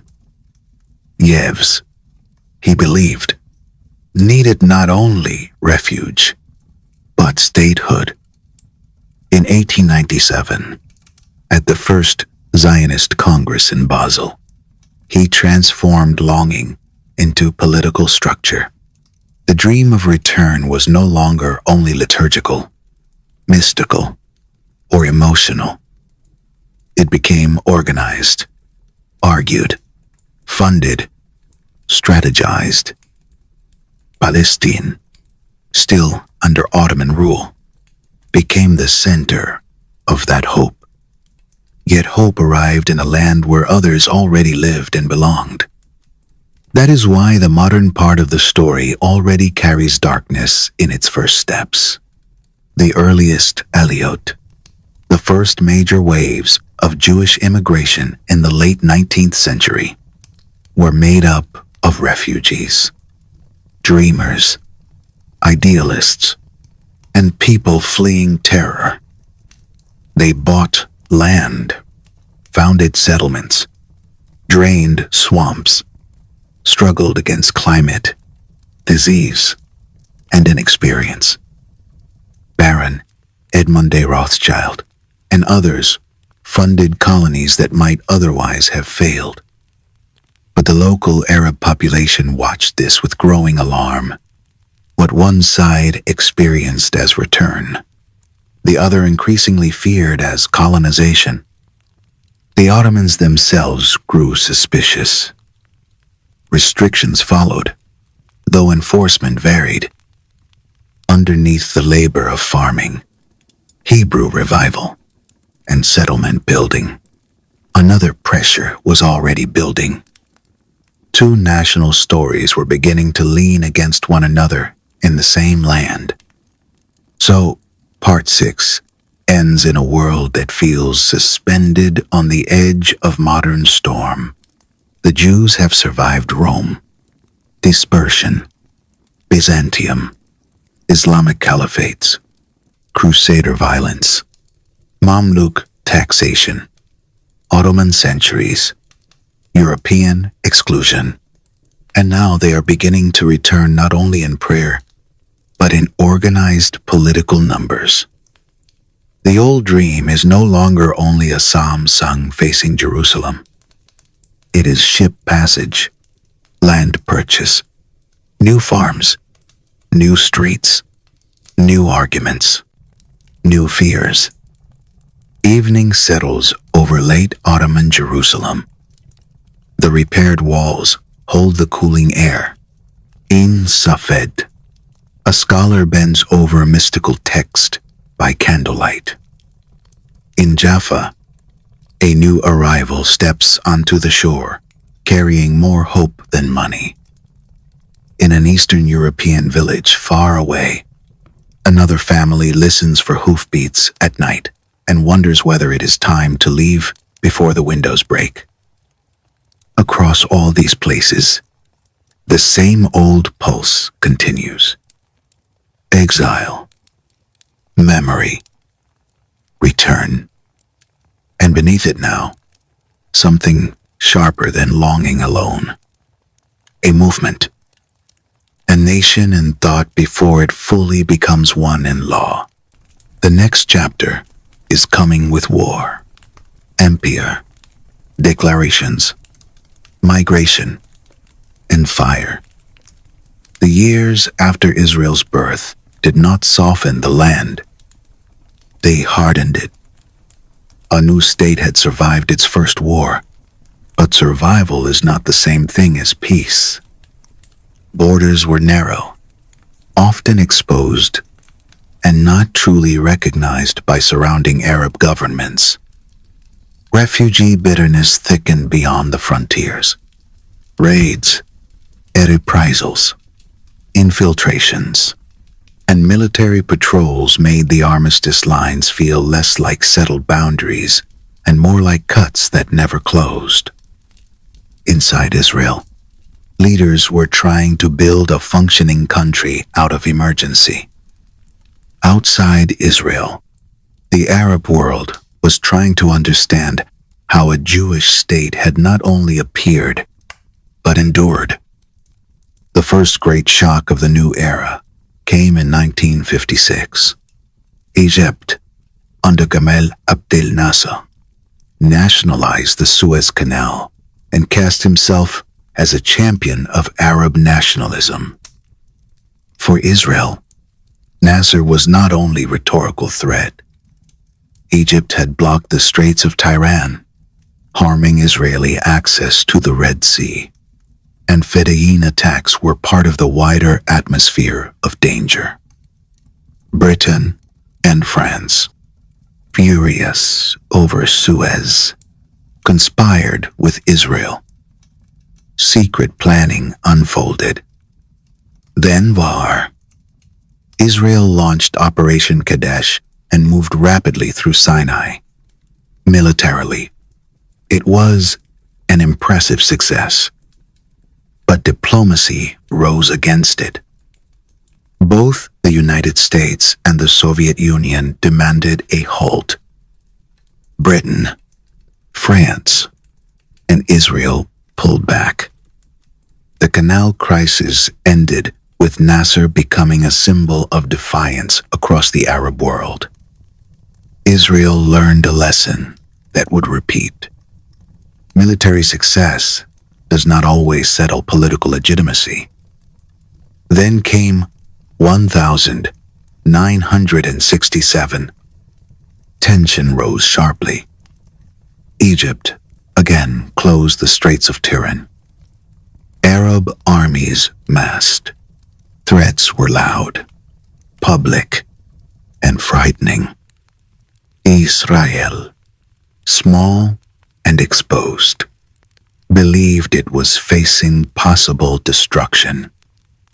On June 5, it launched a preemptive strike. What followed was one of the most decisive military victories of the 20th century. In 6 days, Israel defeated Egypt, Jordan, and Syria, capturing the Sinai Peninsula, Gaza Strip, West Bank, East Jerusalem, and Golan Heights. The scale of it altered everything. Before 1967, Israel had fought for existence within narrow boundaries. After 1967, it held territories dense with Palestinians, an immense symbolic weight, especially East Jerusalem and the West Bank. Jerusalem was reunited under Israeli control, a moment of near mystical intensity for many Jews. Israeli paratroopers reached the Western Wall. Soldiers wept. The old stones, inaccessible for years, were touched again by Jewish hands in sovereign triumph. But every triumph cast a shadow. The same war that secured Jerusalem for Israel deepened Palestinian dispossession. More Palestinians came under Israeli military rule. Arab states tasted humiliation, and the territories captured in 6 days became the central burden of all the decades that followed. Occupation does not sit still. It grows systems around itself. Checkpoints, settlements, military law, resistance, retaliation, fear. Every year after 1967 pulled those captured lands deeper into the center of the conflict. Arab defeat in the Six-Day War did not end the struggle. It rearranged it. In 1973, on Yom Kippur, the holiest day in the Jewish calendar, Egypt and Syria launched a surprise attack. The war began with a shock that cut deeply into Israeli confidence. Arab forces crossed the Suez Canal and surged in the Golan. Israel, caught off guard, suffered severe early losses. The illusion of total invincibility created by 1967 cracked. The state survived again, and with American aid it eventually turned the war around, but the psychological wound remained. That war opened the path to a different kind of turning. In 1978, under the mediation of Jimmy Carter, Egyptian President Anwar Sadat and Israeli Prime Minister Menachem Begin signed the Camp David Accords. Egypt recognized Israel. Israel later withdrew from Sinai. It was the first peace treaty between Israel and an Arab state. One enemy had stepped out of the ring. Even so, peace remained selective. fragile, partial. The Palestinian national movement, already growing, now took on fuller form. In 1964, the Palestine Liberation Organization had been created, but under Yasser Arafat and Fatah, it became something far more consequential. Arafat, always recognizable in his keffiyeh, became the face of Palestinian struggle. To some, he was the symbol of a dispossessed people demanding dignity and return. To others, he was a terrorist whose methods made ordinary civilians pay for political meaning. Both images followed him constantly. The Palestinian story, after 1948, had never stopped. Refugee camps had become towns of unresolved time. The West Bank and Gaza, especially after 1967, gave the question sharper immediacy. Palestinian factions carried out attacks. Israel responded with raids, arrests, assassinations, and broader military operations. Jordan and later Lebanon became bases, battlegrounds, and traps. Black September in Jordan forced the PLO outward. Lebanon then became the next theater. Israel invaded Lebanon in 1982, seeking to crush the PLO presence after repeated attacks and mounting border insecurity. The war devastated Lebanon and gave birth to new horrors and new enemies, among them Hezbollah. Then came 1987 and the First Intifada. It began not with a grand declaration, but with accumulation and spark. Military occupation, daily humiliation, crowded camps, poor conditions. A traffic collision in Gaza that many Palestinians interpreted as deliberate revenge became the final trigger. Protests spread. Youths threw stones. Tires burned. Graffiti appeared. Roads were blocked. Israeli soldiers moved in with clubs, guns, arrests, curfews. The image of boys with stones against armored force spread around the world and altered how the conflict was seen internationally. This was no longer only the story of Arab states fighting Israel. It was the story of an occupied population rising inside the geography Israel controlled. The First Intifada was intimate, constant, and psychologically scarring. Israelis feared bombs, knives, ambushes. Palestinians feared raids, beatings, detention, and the shapeless exhaustion of occupation. The uprising did not resolve anything, but it changed the political ground enough to force formal negotiation. That path led through Madrid and then Oslo. In 1993, after secret talks in Norway, Israel and the PLO recognized one another. The Oslo Accords created the Palestinian Authority and limited forms of Palestinian self-rule in certain areas. The handshake between Yitzhak Rabin and Yasser Arafat on the White House lawn became one of the great modern images of possible peace.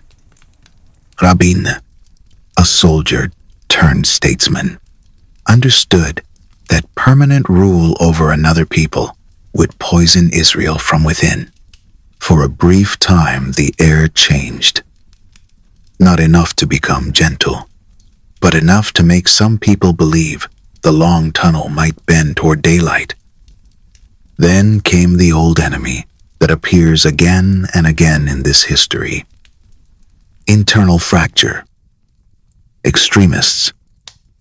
Palestinian militants used bombings to shatter public trust. Many Israelis felt Oslo traded blood, won land for paper promises. Many Palestinians felt Oslo gave them flags and offices without true sovereignty. In 1995, Rabin was assassinated by a Jewish extremist who believed the peace process endangered Israel. One Jewish hand killing another Jewish leader for choosing compromise. It is one of the bleakest echoes of older patterns in Jewish history. When internal division becomes almost as dangerous as enemies outside. The peace with Jordan held. The peace with the Palestinians did not. In 2000, the Second Intifada erupted after Ariel Sharon's provocative visit to the Temple Mount, or Haram al-Sharif. This uprising was far bloodier than the first. Suicide bombings struck buses, cafes, markets. Israeli military operations hit cities, camps, and militant infrastructure. Targeted killings increased. The West Bank barrier rose, for Israelis a defensive necessity, for Palestinians a concrete symbol of separation and humiliation. The years became a cycle of attack, retaliation, mourning, burial, and hardening. Arafat died in 2004. Hamas, especially in Gaza, became increasingly central. In 2005, Israel withdrew settlements and soldiers from Gaza, but not from the conflict itself. 2 years later, Hamas took control of Gaza, and Israel imposed a blockade, arguing security and the need to restrict militant capabilities. Palestinians and international critics described the blockade as collective punishment and humanitarian suffocation. Both perspectives continued to collide, while Gaza became one of the most compressed and volatile strips of land on Earth. War followed war. Rocket fire into Israel. Israeli airstrikes and ground operations. Civilians trapped. Iron Dome interceptors streaking upward at night. Apartment blocks collapsing. Tunnels. Sittings. Funerals. Statements. Ceasefires that never fully settled anything.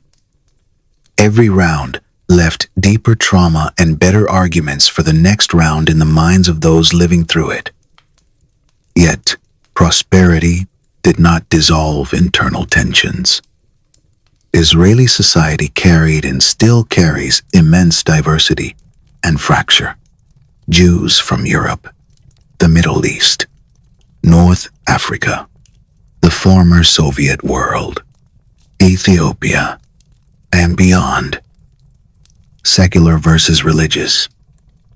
Economic inequality. Fierce arguments over how much religion should shape the state. Deep political polarization, especially around Benjamin Netanyahu, admired by many for his security posture and condemned by many for the ways his long rule intensified division. Regionally, Israel's alliances widened. The United States became its indispensable partner. Later came normalization with more Arab states through the Abraham Accords, including the United Arab Emirates and Bahrain. Flights, trade, public contact, a reshaped map of possibility. Yet, old enemies remained. Iran's nuclear ambitions and its sponsorship of Hezbollah and Hamas became central Israeli security concerns. Mossad operations, cyber attacks, targeted strikes, shadow war, all continued in the background hum of the region. And still, the core wound closest to home remained unresolved. Jerusalem remains contested in spirit, even where it is controlled in law. Settlements in the West Bank continue to expand. Palestinians remain divided politically between the Palestinian Authority in the West Bank and Hamas in Gaza. Refugee memory remains alive across generations. Israelis remain haunted by the fear that every concession may become a new vulnerability. Palestinians remain haunted by the fear that every negotiation only normalizes permanent dispossession. Then came the newest blood. The large Hamas assault on Israeli civilians, including the massacre at a music festival, tore open another cycle of grief and war. Israel answered with devastating force in Gaza. The world watched horror from both directions. Families burned into memory. Hostages taken. Neighborhoods shattered. Children buried. Historians have not yet settled this moment into interpretation because it is still moving, still killing, still unresolved. But even without final interpretation, one thing is clear. The oldest themes in this history are still alive. Survival, fear, sacred claim, retaliation, exile, return. Memory used as shield, as weapon, as inheritance. So where does that leave the story of Israel? In one sense, astonishingly far from its beginning. From biblical kingdom to Roman destruction to diaspora to modern statehood and technological power, the continuity is remarkable. In another sense, it leaves the story exactly where it has so often been, on contested ground where no victory arrives without a shadow, and no shadow remains without someone trying to call it victory. Today, Israel is a regional power and a nation whose existence still feels to many of its people like a daily act of historical defiance. To many Palestinians, it remains the state built through their own catastrophe and maintained through occupation, blockade, or exclusion. Both peoples live with historical memory close to the skin. That is why every negotiation is haunted, and every war resonates far beyond the immediate battlefield. If you were standing here with me at the close of this long journey, we would not end by pretending the story has resolved. It has not. The land between sea and river is still full of old names and unfinished sentences. Jerusalem still receives 3 faiths and too many armies of the mind. Stone still remembers empire. Prayer still rises beside grief. Parents still teach children versions of the past that make opposite futures seem morally necessary.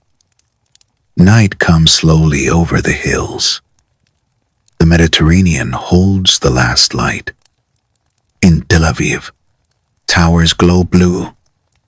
In Jerusalem, old stone turns gold and then gray. In the West Bank, roads divide and reconnect under watch. In Gaza, people listen for the next sound from the sky. Across the whole land, memory does what it has always done here. It refuses to sleep completely.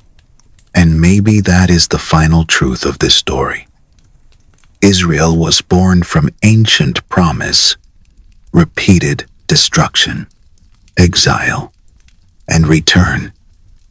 It survived because people refused to let the thread break. But survival alone has never been enough to quiet the land. Power solved one question and opened many others. The state stands. The conflict stands with it. The future is still being written in fear, in invention, in prayer, in strategy, in mourning, and in the stubborn human refusal to disappear. The years after Israel's birth did not soften the land. They hardened it.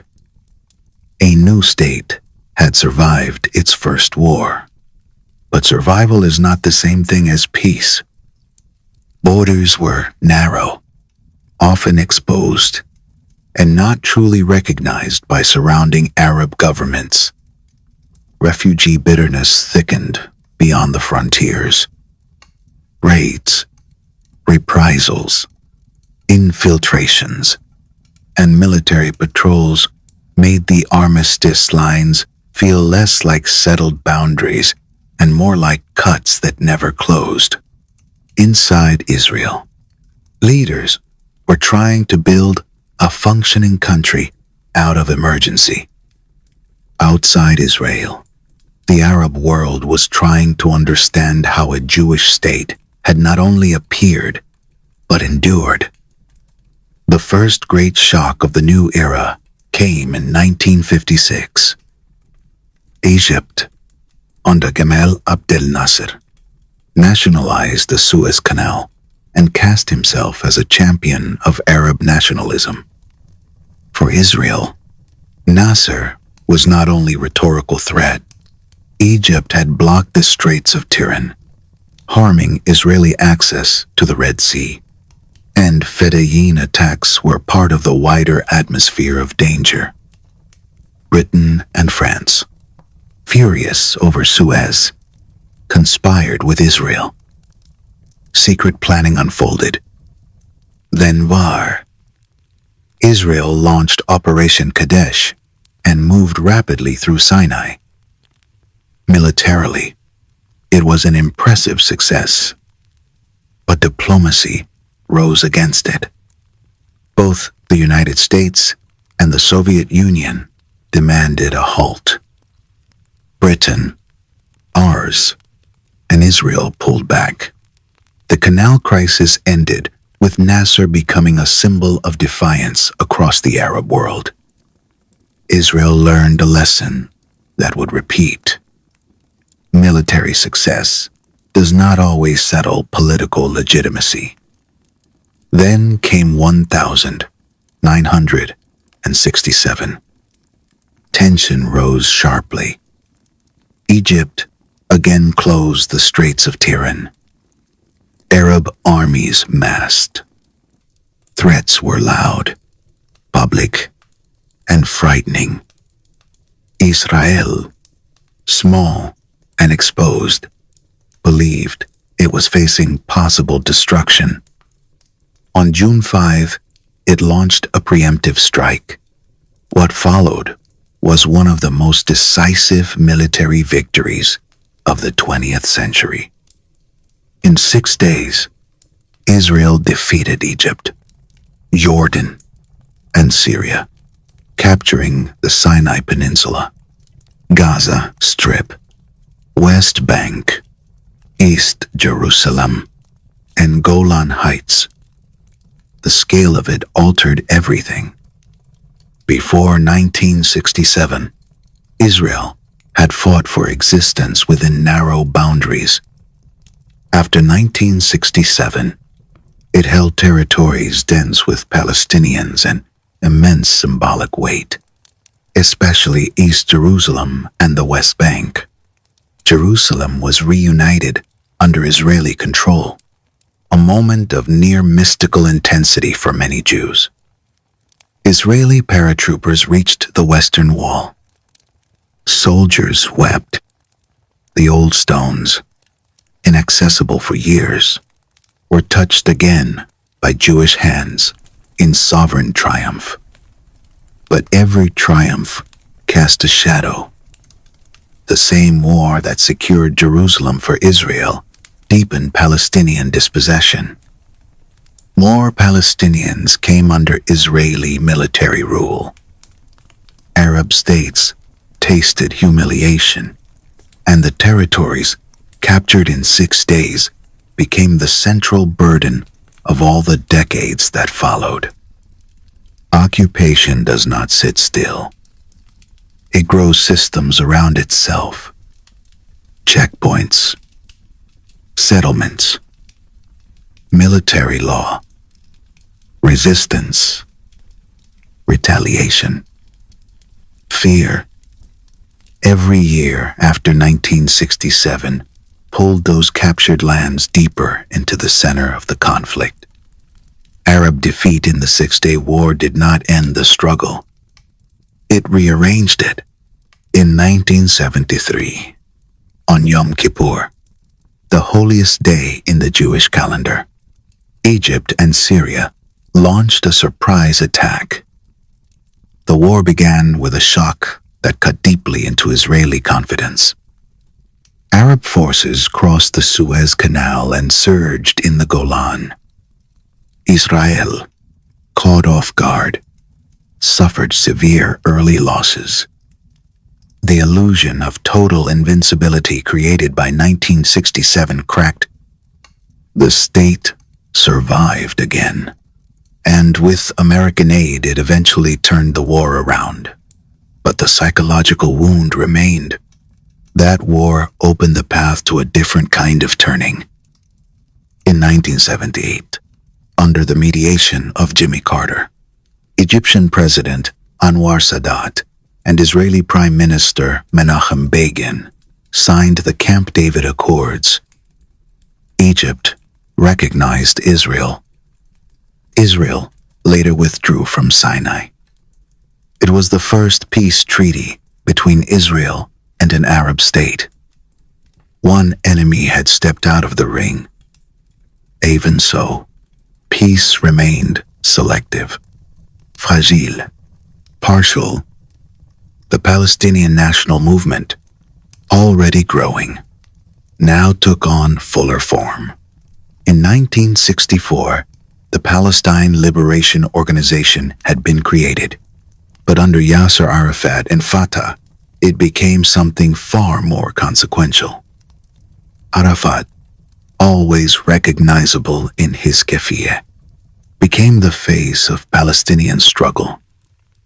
To some, he was the symbol of a dispossessed people demanding dignity and return. To others, he was a terrorist whose methods made ordinary civilians pay for political meaning. Both images followed him constantly. The Palestinian story after 1948 had never stopped. Refugee camps had become towns of unresolved time. The West Bank and Gaza, especially after 1967, gave the question sharper immediacy. Palestinian factions carried out attacks. Israel responded with raids, arrests, assassinations, and broader military operations. Jordan and later Lebanon became bases, battlegrounds, and traps. Black September in Jordan forced the PLO outward. Lebanon then became the next theater. Israel invaded Lebanon in 1982, seeking to crush the PLO presence after repeated attacks and mounting border insecurity. The war devastated Lebanon and gave birth to new horrors and new enemies, among them Hezbollah. Then came 1987 and the First Intifada. It began not with a grand declaration, but with accumulation and spark. Military occupation, daily humiliation, crowded camps, poor conditions, a traffic collision in Gaza that many Palestinians interpreted as deliberate revenge became the final trigger. Protests spread. Youths, through stones. Tires burned. Graffiti appeared. Roads were blocked. Israeli soldiers moved in with clubs, guns, arrests, curfews. The image of boys with stones against armored force spread around the world and altered how the conflict was seen internationally. This was no longer only the story of Arab states fighting Israel.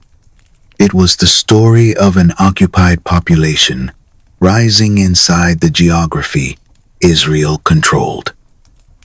The first Intifada was intimate, constant, and psychologically scarring. Israelis feared bombs, knives, ambushes. Palestinians feared raids, beatings, detention, and the shapeless exhaustion of occupation. The uprising did not resolve anything, but it changed the political ground enough to force formal negotiation. That path led through Madrid and then Oslo. In 1993, after secret talks in Norway, Israel and the PLO recognized one another. The Oslo Accords created the Palestinian Authority and limited forms of Palestinian self-rule in certain areas. The handshake between Yitzhak Rabin and Yasser Arafat on the White House lawn became one of the great modern images of possible peace. Rabin, a soldier turned statesman, understood that permanent rule over another people would poison Israel from within. For a brief time, the air changed, not enough to become gentle, but enough to make some people believe the long tunnel might bend toward daylight. Then came the old enemy that appears again and again in this history. Internal fracture. Extremists. Palestinian militants used bombings to shatter public trust. Many Israelis felt Oslo traded blood, won land for paper promises. Many Palestinians felt Oslo gave them flags and offices without true sovereignty. In 1995, Rabin was assassinated by a Jewish extremist who believed the peace process endangered Israel. One Jewish hand killing another Jewish leader for choosing compromise. It is one of the bleakest echoes of older patterns in Jewish history, when internal division becomes almost as dangerous as enemies outside. The peace with Jordan held. The peace with the Palestinians did not. In 2000, the Second Intifada erupted after Ariel Sharon's provocative visit to the Temple Mount, or Haram al-Sharif. This uprising was far bloodier than the first. Suicide bombings struck buses, cafes, markets. Israeli military operations hit cities, camps, and militant infrastructure. Targeted killings increased. The West Bank barrier rose. For Israelis, a defensive necessity. For Palestinians, a concrete symbol of separation and humiliation. The years became a cycle of attack, retaliation, mourning, burial, and hardening. Arafat died in 2004. Hamas, especially in Gaza, became increasingly central. In 2005, Israel withdrew settlements and soldiers from Gaza, but not from the conflict itself. 2 years later, Hamas took control of Gaza, and Israel imposed a blockade, arguing security and the need to restrict militant capabilities. Palestinians and international critics described the blockade as collective punishment and humanitarian suffocation. Both perspectives continued to collide, while Gaza became one of the most compressed and volatile strips of land on Earth. War Followed war, rocket fire into Israel. Israeli airstrikes and ground operations. Civilians trapped. Iron Dome interceptors streaking upward at night. Apartment blocks collapsing. Tunnels, sittings, funerals, statements, ceasefires that never fully settled anything. Every round left deeper trauma and better arguments for the next round in the minds of those living through it. Yet prosperity did not dissolve internal tensions. Israeli society carried and still carries immense diversity and fracture. Jews from Europe, the Middle East, North Africa, the former Soviet world, Ethiopia, and beyond. Secular versus religious, economic inequality, fierce arguments over how much religion should shape the state, deep political polarization, especially around Benjamin Netanyahu, admired by many for his security posture and condemned by many for the ways his long rule intensified division. Regionally, Israel's alliances widened. The United States became its indispensable partner. Later came normalization with more Arab states through the Abraham Accords, including the United Arab Emirates and Bahrain. Flights, trade, public contact, a reshaped map of possibility. Yet old enemies remained. Iran's nuclear ambitions and its sponsorship of Hezbollah and Hamas became central Israeli security concerns. Mossad operations, cyber attacks, targeted strikes, shadow war, all continued in the background hum of the region. And still, the core wound closest to home remained unresolved. Jerusalem remains contested in spirit, even where it is controlled in law. Settlements in the West Bank continue to expand. Palestinians remain divided politically between the Palestinian Authority in the West Bank and Hamas in Gaza. Refugee memory remains alive across generations. Israelis remain haunted by the fear that every concession may become a new vulnerability. Palestinians remain haunted by the fear that every negotiation only normalizes permanent dispossession. Then came the newest blood. The large Hamas assault on Israeli civilians, including the massacre at a music festival, tore open another cycle of grief and war. Israel answered with devastating force in Gaza. The world watched horror from both directions. Families burned into memory. Hostages taken. Neighborhoods shattered. Children buried. Historians have not yet settled this moment into interpretation because it is still moving, still killing, still unresolved. But even without final interpretation, one thing is clear. The oldest themes in this history are still alive. Survival, fear, sacred claim, retaliation, exile, return. Memory used as shield, as weapon, as inheritance. So where does that leave the story of Israel? In one sense, astonishingly far from its beginning.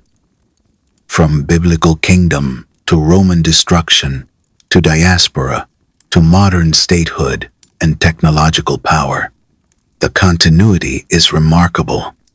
In another sense, it leaves the story exactly where it has so often been, on contested ground where no victory arrives without a shadow and no shadow remains without someone trying to call it victory. Today, Israel is a regional power and a nation whose existence still feels to many of its people like a daily act of historical defiance. To many Palestinians, it remains the state built through their own catastrophe and maintained through occupation, blockade, or exclusion. Both peoples live with historical memory close to the skin. That is why every negotiation is haunted and every war resonates far beyond the immediate battlefield. If you were standing here with me at the close of this long journey, we would not end by pretending the story has resolved. It has not. The land between sea and river is still full of old names and unfinished sentences. Jerusalem still receives 3 faiths and too many armies of the mind. Stone still remembers empire. Prayer still rises beside grief. Parents still teach children versions of the past that make opposite futures seem morally necessary. Night comes slowly over the hills. The Mediterranean holds the last light.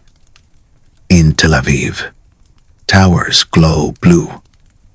In Jerusalem, old stone turns gold and then gray. In the West Bank, roads divide and reconnect under watch. In Gaza, people listen for the next sound from the sky. Across the whole land, memory does what it has always done here. It refuses to sleep completely. And maybe that is the final truth of this story. Israel was born from ancient promise, repeated destruction, exile, and return. It survived because people refused to let the thread break. But survival alone has never been enough to quiet the land. Power solved one question and opened many others. The state stands. The conflict stands with it. The future is still being written in fear, in invention, in prayer, in strategy, in mourning, and in the stubborn human refusal to disappear. Good night.